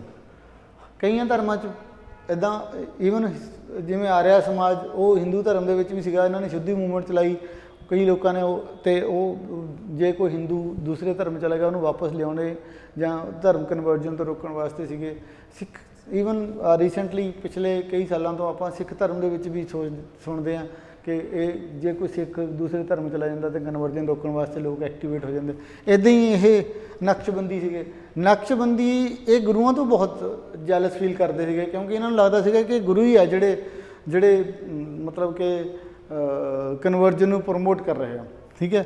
ਇਹਨਾਂ ਨੇ ਬਹੁਤ ਗਲਤ ਮਲਤ ਚਿੱਠੀਆਂ ਲਿਖੀਆਂ ਮੁਗਲ ਬਾਦਸ਼ਾਹਾਂ ਨੂੰ ਕਿ ਇਹ ਗੁਰੂ ਸਾਹਿਬ ਨੂੰ ਕੰਟਰੋਲ ਕੀਤਾ ਜਾਵੇ, ਠੀਕ ਹੈ। ਇਸੇ ਕਰਕੇ ਉਹਨਾਂ ਨੇ ਇੰਨੇ ਹਾਰਸ਼ ਸਟੈਪ ਲਏ।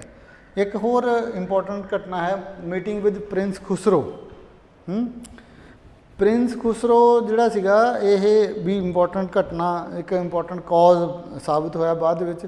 ਐਕਚੁਅਲੀ ਇਹ ਪ੍ਰਿੰਸ ਖੁਸਰੋ ਨੇ ਆਪਣੇ ਫਾਦਰ ਜਹਾਂਗੀਰ ਦੇ ਖਿਲਾਫ ਰਿਵੋਲਟ ਕੀਤਾ ਹੋਇਆ ਸੀਗਾ, ਠੀਕ ਹੈ।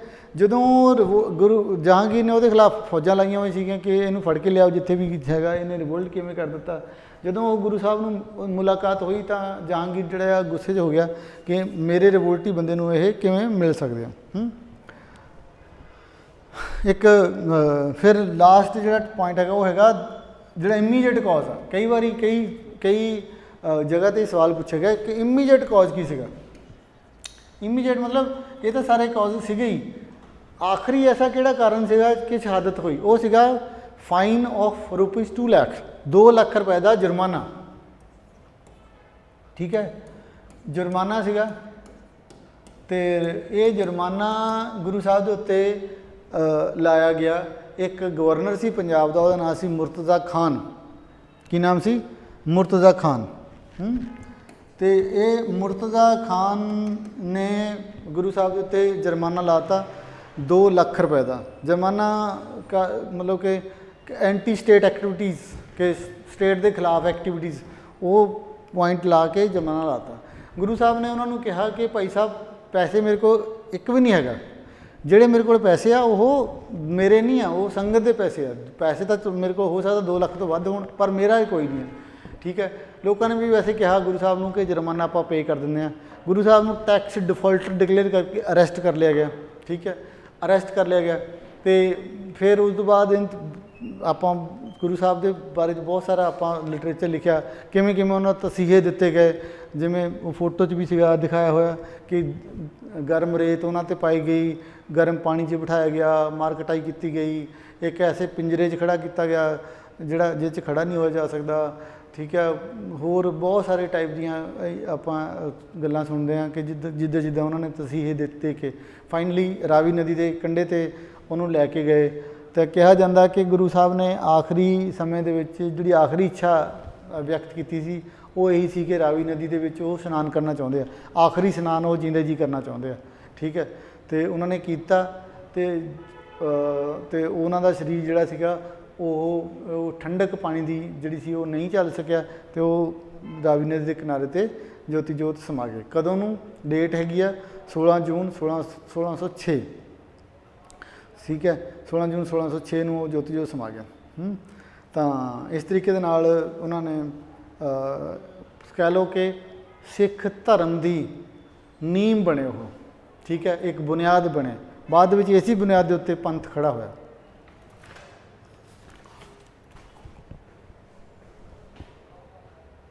ਹੁਣ ਆਪਾਂ ਗੱਲ ਕਰਦੇ ਹਾਂ ਹਰਿਮੰਦਰ ਸਾਹਿਬ, ਦਰਬਾਰ ਸਾਹਿਬ। दरबार साहब एक नहीं, दरबार साहब दो आ। एक दरबार साहब जिहड़ा ननकाना साहब का गुरुद्वारा ना पाकिस्तान दे विच, ਉਹਨੂੰ भी पाकिस्तान के सारे लोग दरबार साहब ही कहते हैं। इंडिया दे विच असीं साडे जिहड़े दरबार साहब आ ਉਹਨੂੰ ਆਪਾਂ दरबार साहब कहते, हरमंदर साहब ਨੂੰ। हरमंदर साहब ਦੇ बारे जिन्ने फैक्ट्स आ ਉਹ ਆਪਾਂ ਹੁਣ कवर करांगे। श्री गुरु अर्जन देव जी ने हरमंदर साहब का जिहड़ा नींह पत्थर सीगा ਉਹ साईं मियाँ मीर के हत्थों रखवाया। कदों? 1588 ਨੂੰ। 1588 ਨੂੰ 1588 ਈਸਵੀ ਦੇ ਵਿੱਚ ਸਾਈਂ ਮੀਆਂ ਮੀਰ ਨੇ ਦਰਬਾਰ ਸਾਹਿਬ ਹਰਿਮੰਦਰ ਸਾਹਿਬ ਦੀ ਦਾ ਨੀਂਹ ਪੱਥਰ ਰੱਖਿਆ। ਸ਼੍ਰੀ ਗੁਰੂ ਅਰਜਨ ਦੇਵ ਜੀ ਨੇ ਸਾਈਂ ਮੀਆਂ ਮੀਰ ਨੂੰ ਇਨਵਾਈਟ ਕੀਤਾ, ਬਕਾਇਦਾ ਬੁਲਾਇਆ ਕਿ ਤੁਸੀਂ ਇਸ ਜਿਹੜੀ ਮੰਦਿਰ ਹੈਗਾ, ਹਰਿਮੰਦਰ ਹੈਗਾ, ਇਹਦਾ ਨੀਂਹ ਪੱਥਰ ਰੱਖੋ। ਅਤੇ ਜਿਹੜਾ ਦਰਬਾਰ ਸਾਹਿਬ ਸੀਗਾ ਇਹ 1601 ਦੇ ਵਿੱਚ ਬਣ ਕੇ ਕੰਪਲੀਟ ਹੋ ਗਿਆ। 1601 ਚ ਬਣ ਕੇ ਤਿਆਰ ਹੋ ਗਿਆ। ਕਿੰਨੇ ਸਾਲ ਲੱਗੇ? 13 ਸਾਲ, ਹੈ ਨਾ। 13 ਸਾਲਾਂ 'ਚ ਕੰਪਲੀਟ ਹੋ ਗਿਆ। ਤਾਂ ਸੰਗਤ ਦੇ ਪੈਸੇ ਦੇ ਨਾਲ, ਸੰਗਤ ਨੇ ਮਿਲ ਕੇ ਇਹ ਬਣਾਇਆ। ਆਦਿ ਗ੍ਰੰਥ ਜਿਹੜਾ ਸੀਗਾ ਉਹ ਦਰਬਾਰ ਸਾਹਿਬ ਦੇ ਵਿੱਚ ਸਭ ਤੋਂ ਪਹਿਲੀ ਵਾਰੀ 1604 ਦੇ ਵਿੱਚ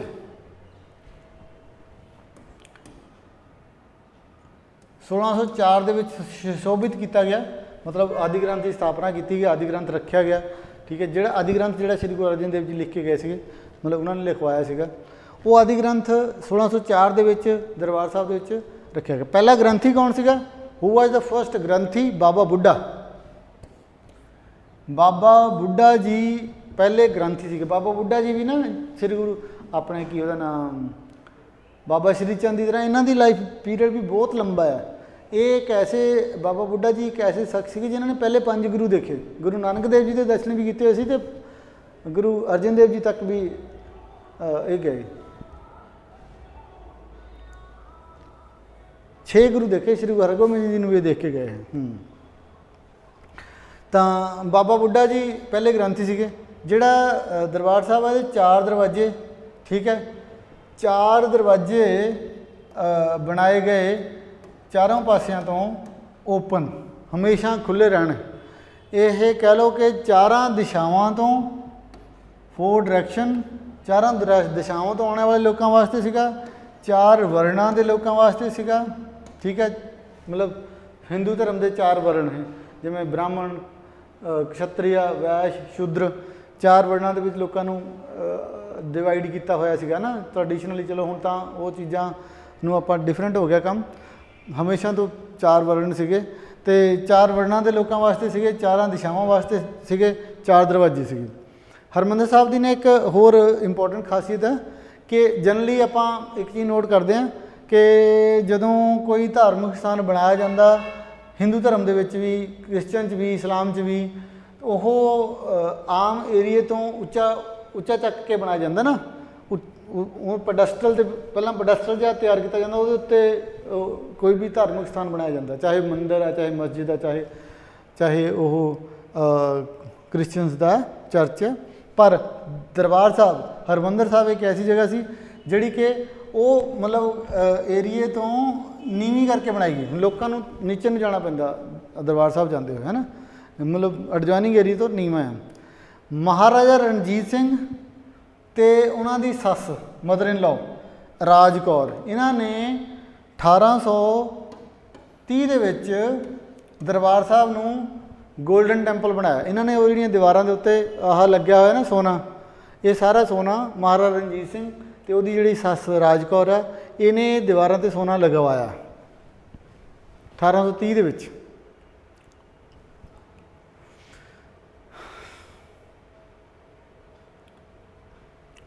ਤਾਂ ਉੱਥੇ ਇਹ ਦਰਬਾਰ ਸਾਹਿਬ ਦੇ ਬਿਲਕੁਲ ਸਾਹਮਣੇ 1609 ਦੇ ਵਿੱਚ ਅਕਾਲ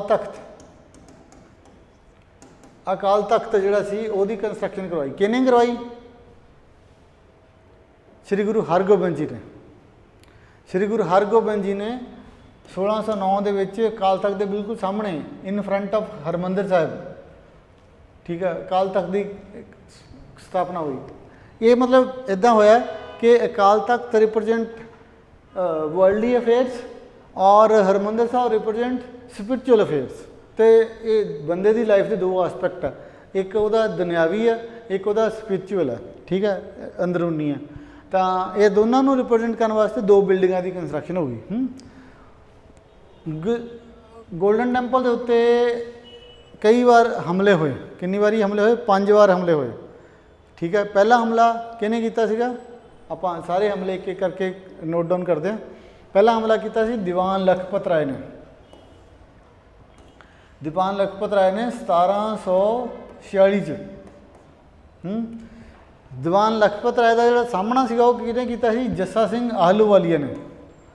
जस्सा सिंह आहलूवालिया ने दीवान लखपत राय का सामना किया सी और डट के लड़ाई हुई सी। दरबार साहब नूं इन्होंने बचाया सी, नहीं तो उन्हें ढाउण वास्ते आया सी दीवान लखपत राय, है ना। दूसरा हमला किया सी अहमद शाह अब्दाली ने 1557 सॉरी 1757 1757 दे विच अहमद शाह अब्दाली ने दूसरा हमला किया सीगा, ठीक है। ये बाबा दीप सिंह ने किया सीगा। बाबा दीप सिंह के इस हमले दे विच ना एक वह जहान खान नाम का वो बंदा सीगा, जहान खान मिलिटरी जनरल सीगा अहमद शाह अब्दाली का। जहान खान जहान खान दे नाल ना बाबा दीप सिंह की लड़ाई हुई सी। तो जदों लड़ाई हुई दोनों ने एको टाइम पर तलवार घुमाई तो दोनों का सिर कट्टिया गया, ठीक है। हैड जिहड़ा सीगा वो कट्टिया गया। वो जिहड़ा सिर कट्टण का काम सी वो मतलब कि दरबार साहब बाबा दीप सिंह का भी सिर कट्टिया गया, जहान खान का। जहान खान की तो हो गई डैथ, पर बाबा दीप सिंह जिहड़े सीगे उन्होंने इदां ये सोचा कि मैं दरबार साहब च मत्था टेकण तो पहला सवास नहीं त्यागने, मतलब डैथ मेरी डैथ नहीं हो सकती जब तक मैं दरबार साहब च मत्था नहीं टेक दिंदा। और जब तक रहे मैं की कहते जिहड़ा अटैक है उन्होंने आपां खत्म नहीं कर देंगे, रिवोल्ट जिहड़ा अटैक है उन्होंने रिपल्स नहीं कर देंगे। तो उन्होंने अपना जिहड़ा सिर कट हो गया सी वो चक लिया, ठीक है। चक के तो दरबार साहब की तरफ चल पे। ਉਹਦੇ ਨਾਲ ਕੀ ਹੋਇਆ कि ਜਿਹੜੇ ਉਹ अहमद शाह अब्दाली ਦੇ फौजी ਸੀਗੇ, ਜਿਹੜੇ फौज ਜਿਹਨੇ ਹਮਲਾ ਕੀਤਾ ਸੀਗਾ ਉਹ ਸਾਰੇ ਡਰ ਗਏ। ਉਹ ਕਹਿੰਦੇ ਯਾਰ ਇਹ ਤਾਂ ਅਜੀਬ ਘਟਨਾ ਹੋ ਗਈ, ਸਿਰ ਕੱਟਿਆ ਹੋਣ ਦੇ ਬਾਵਜੂਦ ਵੀ ਬੰਦਾ ਲੜਾਈ ਕਰ ਰਿਹਾ, ਇਹ ਤਾਂ ਮਤਲਬ ਇਹਨਾਂ ਨੂੰ ਮਾਰਿਆ ਨਹੀਂ ਜਾ ਸਕਦਾ। ਉਹ ਦੌੜ ਗਏ ਤੇ ਉਹ ਜਿਹੜਾ ਅਟੈਕ ਸੀਗਾ ਉਹ ਰਿਪਲਸ ਹੋ ਗਿਆ, ਉਹ ਖਤਮ ਹੋ ਗਿਆ, ਮਤਲਬ ਬਚਾ ਲਿਆ ਉਹਨਾਂ ਨੇ। ਤੇ ਬਾਬਾ ਦੀਪ ਸਿੰਘ ਜਿੱਥੇ ਉਹਨਾਂ ਦੇ ਸਿਰ ਕੱਟਿਆ ਗਿਆ ਸੀ ਉੱਥੋਂ ਲੈ ਕੇ ਦਰਬਾਰ ਸਾਹਿਬ ਤੱਕ ਉਹ ਪੈਦਲ ਚੱਲ ਕੇ ਗਏ, ਆਪਣਾ ਸਿਰ ਆਪਣੇ ਹੱਥ 'ਚ ਫੜ ਕੇ, ਠੀਕ ਹੈ। तो उस तो बाद थर्ड अटैक किया अहमद शाह अब्दाली ने, वो भी अहमद शाह अब्दाली ने किया सीगा, वो सीगा 1762 ਦੇ ਵਿੱਚ। 1762 ਦੇ ਵਿੱਚ तीसरा हमला होया सीगा, अहमद शाह अब्दाली ने किया सीगा। तो अहमद शाह अब्दाली ने तीसरी बार हमला किया। चौथी बार जो हमला होया सीगा वो भी अहमद शाह अब्दाली ने किया सीगा, वो 1764 ਦੇ ਵਿੱਚ किया सीगा, 1764 ਦੇ ਵਿੱਚ। ये भी अहमद शाह अब्दाली ने ही किया सीगा 1764 ਦੇ ਵਿੱਚ। तो उस तो बाद पंजवां हमला ਜਿਹੜਾ ਹੋਇਆ ਸੀਗਾ ਉਹ ਵੀ ਉਹ ਹੋਇਆ ਸੀਗਾ इंडियन आर्मी द्वारा। इंडियन आर्मी ने 1984 ਦੇ ਵਿੱਚ दरबार साहब ਦੇ ਉੱਤੇ हमला ਕੀਤਾ ਸੀਗਾ। दैट इज़ 5th अटैक, ठीक है। दैट उस ऑपरेशन ਨੂੰ ਕੀ ਕਹਿੰਦੇ ਆ, ऑपरेशन ब्लू स्टार।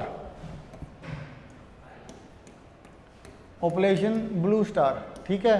ये 1984 ਦੇ ਵਿੱਚ इंडियन आर्मी द्वारा दरबार साहब ਦੇ ਉੱਤੇ हमला ਸੀਗਾ। ऑपरेशन ब्लू स्टार ਦੇ ਅੰਡਰ ਇਹ ਕੀਤਾ ਗਿਆ ਸੀ। ਦਰਬਾਰ ਸਾਹਿਬ ਦੇ ਅੰਦਰ ਕਿਹਾ ਜਾਂਦਾ ਆ ਕਿ ਜਿਹੜੇ ਜਰਨੈਲ ਸਿੰਘ ਭਿੰਡਰਾਂਵਾਲਾ ਉਹਦੇ ਬਾਰੇ ਭਾਰਤ ਸਰਕਾਰ ਹੈ ਉਹ ਉਹਨਾਂ ਨੂੰ ਆਤੰਕਵਾਦੀ ਘੋਸ਼ਿਤ ਕਰਦੀ ਹੈ। ਔਰ ਚਲੋ ਬਹੁਤ ਸਾਰੇ ਫੋਲੋਅਰ ਜਿਹੜੇ ਉਹਨਾਂ ਨੂੰ ਸੰਤ ਡਿਕਲੇਅਰ ਕਰਦੇ ਆ। ਤੇ ਉਹ ਜਰਨੈਲ ਸਿੰਘ ਭਿੰਡਰਾਂਵਾਲਾ ਤੇ ਉਹਦੇ ਸਾਥੀ ਅਕਾਲ ਤਖਤ ਦੇ ਵਿੱਚ ਲੁਕੇ ਹੋਏ ਸੀਗੇ ਤੇ ਉਹਨਾਂ ਨੂੰ ਬਾਹਰ ਕੱਢਣ ਵਾਸਤੇ ਆਪਰੇਸ਼ਨ ਬਲੂ ਸਟਾਰ ਚਲਾਇਆ ਗਿਆ ਸੀਗਾ। ਤੇ ਆਪਰੇਸ਼ਨ ਬਲੂ ਸਟਾਰ ਜਿਹੜਾ ਸੀਗਾ ਉਹ 3 ਦਿਨ ਚੱਲਿਆ। 3 ਦਿਨਾਂ ਬਾਅਦ ਜਰਨੈਲ ਸਿੰਘ ਭਿੰਡਰਾਂਵਾਲੇ ਦੀ ਅੰਦਰ ਹੱਤਿਆ ਹੋਈ ਤੇ ਉਹ ਆਪਰੇਸ਼ਨ ਬਲੂ ਸਟਾਰ ਕੰਪਲੀਟ ਹੋਇਆ। ਪਰ ਇਹ ਜਿਹੜਾ ਟੈਰਰਿਜ਼ਮ ਸੀਗਾ ਜਾਂ ਕਹਿ ਲਓ ਉਹ ਜਿਹੜਾ ਦੌਰ ਸੀਗਾ ਉਹ ਇੱਦਾਂ ਖਤਮ ਨਹੀਂ ਹੋਇਆ। ਉਸ ਤੋਂ ਬਾਅਦ 2 ਆਪਰੇਸ਼ਨ ਦੁਬਾਰਾ ਚਲਾਏ ਗਏ, ਠੀਕ ਹੈ। ਪਹਿਲਾ 1986 ਦੇ ਵਿੱਚ 13 ਅਪ੍ਰੈਲ 1986 ਤੇ ਦੁਬਾਰਾ ਹਮਲਾ ਹੋਇਆ, ਠੀਕ ਹੈ। 13 ਅਪ੍ਰੈਲ 1986 ਇਹਦਾ ਨਾਮ ਸੀਗਾ operation black thunder, operation black thunder 1, क्योंकि 2 बार ऑपरेशन ब्लैक थंडर 2 बार होया। ऑपरेशन ब्लैक थंडर ये 1986 ਚ ਹੋਇਆ ਸੀ 13 ਅਪ੍ਰੈਲ ਨੂੰ। ਸੇਮ ਦੁਬਾਰਾ ਆਪਾਂ ਦਰਬਾਰ ਸਾਹਿਬ ਦੇ ਉੱਤੇ ਹਮਲਾ ਹੋਇਆ, ਪਰ ਨਾ ਇਹ ਜਿਹੜਾ ਹਮਲਾ ਸੀਗਾ ਇਹਦੇ ਵਿੱਚ ਆਤੰਕਵਾਦੀ ਤਾਂ ਬਹੁਤ ਮਾਰੇ ਗਏ ਪਰ ਫੌਜੀ ਕੋਈ ਨਹੀਂ ਮਰਿਆ, ਕਿਉਂਕਿ ਜਦੋਂ ਆਪਰੇਸ਼ਨ ਬਲੂ ਸਟਾਰ ਚਲਾਇਆ ਗਿਆ ਸੀ 1984 ਦੇ ਵਿੱਚ, ਤਾਂ ਉਹਦੇ ਵਿੱਚ ਇੰਡੀਅਨ ਆਰਮੀ ਨੇ ਆਪਣੀਆਂ ਬਹੁਤ ਸਾਰੀਆਂ ਮਿਸਟੇਕ ਆਇਡੈਂਟੀਫਾਈ ਕੀਤੀਆਂ, ਕਿਉਂਕਿ ਇਹਨਾਂ ਨੇ ਫੌਜੀ ਬਹੁਤ ਮਰਵਾ ਲਏ ਸੀਗੇ। ਤਾਂ ਉਦੋਂ ਬਾਅਦ ਫਿਰ ਇਹ ਆਪਰੇਸ਼ਨ ਬਲੈਕ ਥੰਡਰ ਚੱਲਿਆ, ਆਪਰੇਸ਼ਨ ਬਲੈਕ ਥੰਡਰ 1 13 ਅਪ੍ਰੈਲ 1986। ਫਿਰ ਉਸ ਤੋਂ ਬਾਅਦ 9 ਮਈ ਤੋਂ ਲੈ ਕੇ 18 ਮਈ 1988 ਨੂੰ ਤੱਕ 1988 9th to 18th May 1988 1988 this was the period of operation black thunder 2। फिर ऑपरेशन ब्लैक थंडर होया,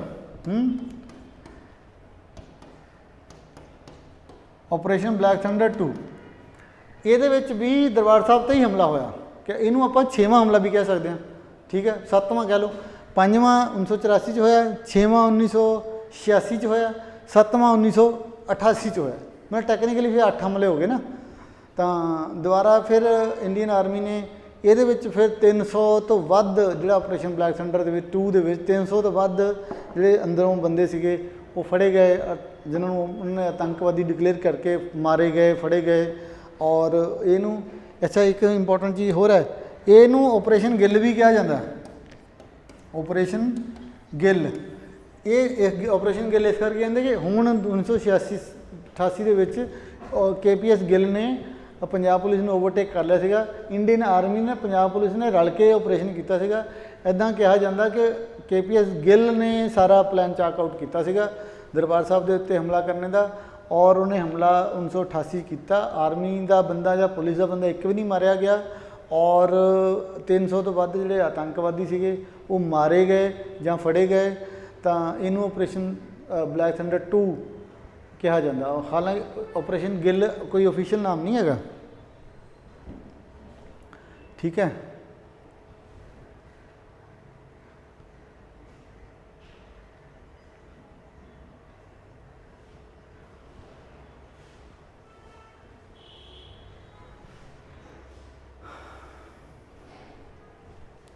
ਉਸ ਤੋਂ ਬਾਅਦ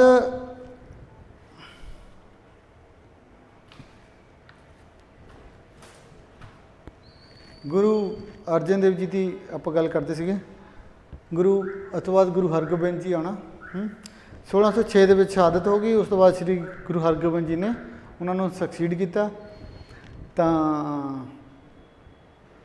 ਔਰ ਇਸ ਤਰੀਕੇ ਦੇ ਨਾਲ ਗੁਰੂ ਅਰਜਨ ਦੇਵ ਜੀ ਦਾ ਟੌਪਿਕ ਕੰਪਲੀਟ ਹੋ ਗਿਆ। ਹੁਣ ਆਪਾਂ ਆਉਂਦੇ ਹਾਂ ਨੈਕਸਟ ਗੁਰੂ, ਸ਼੍ਰੀ ਗੁਰੂ ਹਰਗੋਬਿੰਦ ਜੀ।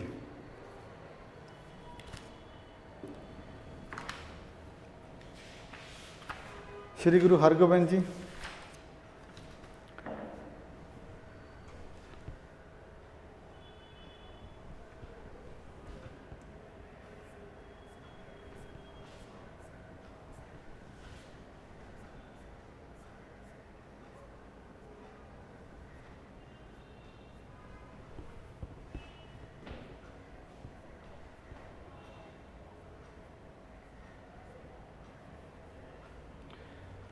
ਸ਼੍ਰੀ ਗੁਰੂ ਹਰਗੋਬਿੰਦ ਜੀ ਦਾ ਜਿਹੜਾ ਗੁਰੂ ਪੀਰੀਅਡ ਸੀਗਾ ਉਹ ਹੈਗਾ ਆ 1606, ਜਦੋਂ ਸ਼੍ਰੀ ਗੁਰੂ ਅਰਜਨ ਦੇਵ ਜੀ ਦੀ ਸ਼ਹਾਦਤ ਹੋਈ। ਉਸ ਤੋਂ ਲੈ ਕੇ 1645 ਤੱਕ ਥੋੜ੍ਹਾ ਲੰਬਾ ਸੀਗਾ ਇਹਨਾਂ ਦਾ, ਠੀਕ ਹੈ।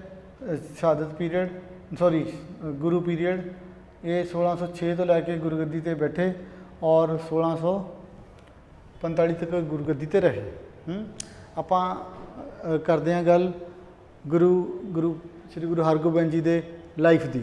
ਇਹਨਾਂ ਦਾ ਜਿਹੜਾ ਜਨਮ ਸੀਗਾ ਉਹ 14 ਜੂਨ 1595 ਨੂੰ ਹੋਇਆ ਸੀਗਾ। ਪਿੰਡ ਵਿਲੇ ਦਾ ਨਾਮ ਸੀ ਵਡਾਲੀ ਔਰ ਜ਼ਿਲ੍ਹਾ ਅੰਮ੍ਰਿਤਸਰ। ਕਦੋਂ ਹੋਇਆ ਸੀ? 14 ਜੂਨ 1595, ਵਿਲੇਜ ਵਡਾਲੀ, ਡਿਸਟ੍ਰਿਕਟ ਅੰਮ੍ਰਿਤਸਰ। ਅੱਜ ਮਤਲਬ ਬਾਅਦ 'ਚ ਅੰਮ੍ਰਿਤਸਰ ਬਣ ਚੁੱਕਾ ਹੁਣ ਤੱਕ। ਅਤੇ ਇਹ ਗੁਰੂ ਗੱਦੀ 'ਤੇ ਸਿਰਫ 11 ਸਾਲ ਦੀ ਉਮਰ 'ਚ ਹੀ ਬਹਿ ਗਏ ਸੀ, ਕਿਉਂਕਿ 6 ਨੂੰ ਗੁਰਗੱਦੀ ਤੇ ਬਹਿ ਗਏ ਸੀ ਨਾ, ਤੇ 95 ਦਾ ਜਨਮ ਹੋਇਆ, ਤੇ 95 5 6 1 11 ਸਾਲ ਦੀ ਉਮਰ 'ਚ ਇਹ ਗੁਰਗੱਦੀ ਤੇ ਬੈਠ ਗਏ ਸੀ, ਹੈ ਨਾ। ਇਹਨਾਂ ਦੇ ਪਿਤਾ ਜੀ ਦਾ ਨਾਮ ਸੀ ਸ਼੍ਰੀ ਗੁਰੂ ਅਰਜਨ ਦੇਵ ਜੀ, ਮਾਤਾ ਜੀ ਦਾ ਨਾਮ ਸੀ ਮਾਤਾ ਗੰਗਾ ਜੀ, ਤੇ ਇਹਨਾਂ ਦੇ ਟੀਚਰ ਕਹਿ ਲਓ ਬਾਬਾ ਬੁੱਢਾ ਜੀ। ਠੀਕ ਹੈ, 2 ਮਿੰਟ ਰੁਕੋ।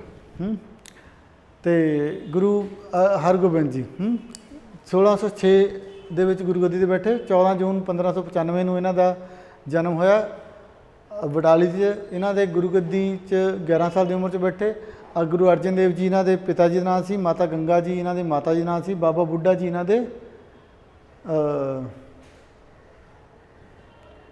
ਦੇ ਟੀਚਰ ਸੀ, ਕਹਿ ਲਓ ਕਿ ਇਹਨਾਂ ਸਿੱਖਿਆਵਾਂ ਦਿੰਦੇ ਸੀਗੇ। ਆਪਾਂ ਸ਼੍ਰੀ ਗੁਰੂ ਹਰਗੋਬਿੰਦ ਜੀ ਦਾ ਜਿਹੜਾ ਟੌਪਿਕਸ ਹੈਗਾ ਇਹਨਾਂ ਦੀ ਲਾਈਫ ਦੇ, ਬਾਕੀ ਬਹੁਤ ਸਾਰੇ ਹੋਰ ਟੌਪਿਕਸ ਹੈਗੇ, ਮਤਲਬ ਪੁਆਇੰਟਸ ਹੈਗੇ ਆ, ਫੈਕਟਸ ਹੈਗੇ ਆ, ਇਹਨਾਂ ਦੇ ਮੈਸੇਜ, ਇਹਨਾਂ ਦੀਆਂ ਲੜਾਈਆਂ। ਠੀਕ ਹੈ, ਉਹ ਆਪਾਂ ਅਗਲੇ ਲੈਕਚਰ 'ਚ ਕਰਾਂਗੇ। ਠੀਕ ਹੈ, ਤੇ ਅਗਲੇ ਲੈਕਚਰ ਦੇ ਵਿੱਚ ਸ਼੍ਰੀ ਗੁਰੂ ਅਰਜਨ ਦੇਵ ਜੀ, ਗੁਰੂ ਹਰਗੋਬਿੰਦ ਜੀ, ਗੁਰੂ ਹਰਰਾਏ ਜੀ, ਗੁਰੂ ਹਰਕ੍ਰਿਸ਼ਨ ਜੀ, ਗੁਰੂ ਤੇਗ ਬਹਾਦਰ ਜੀ, ਗੁਰੂ ਗੋਬਿੰਦ ਸਿੰਘ ਜੀ, ਉਹ ਸਾਰੇ ਆਪਾਂ ਕਵਰ ਕਰਾਂਗੇ। ਠੀਕ ਹੈ, ਥੈਂਕ ਯੂ।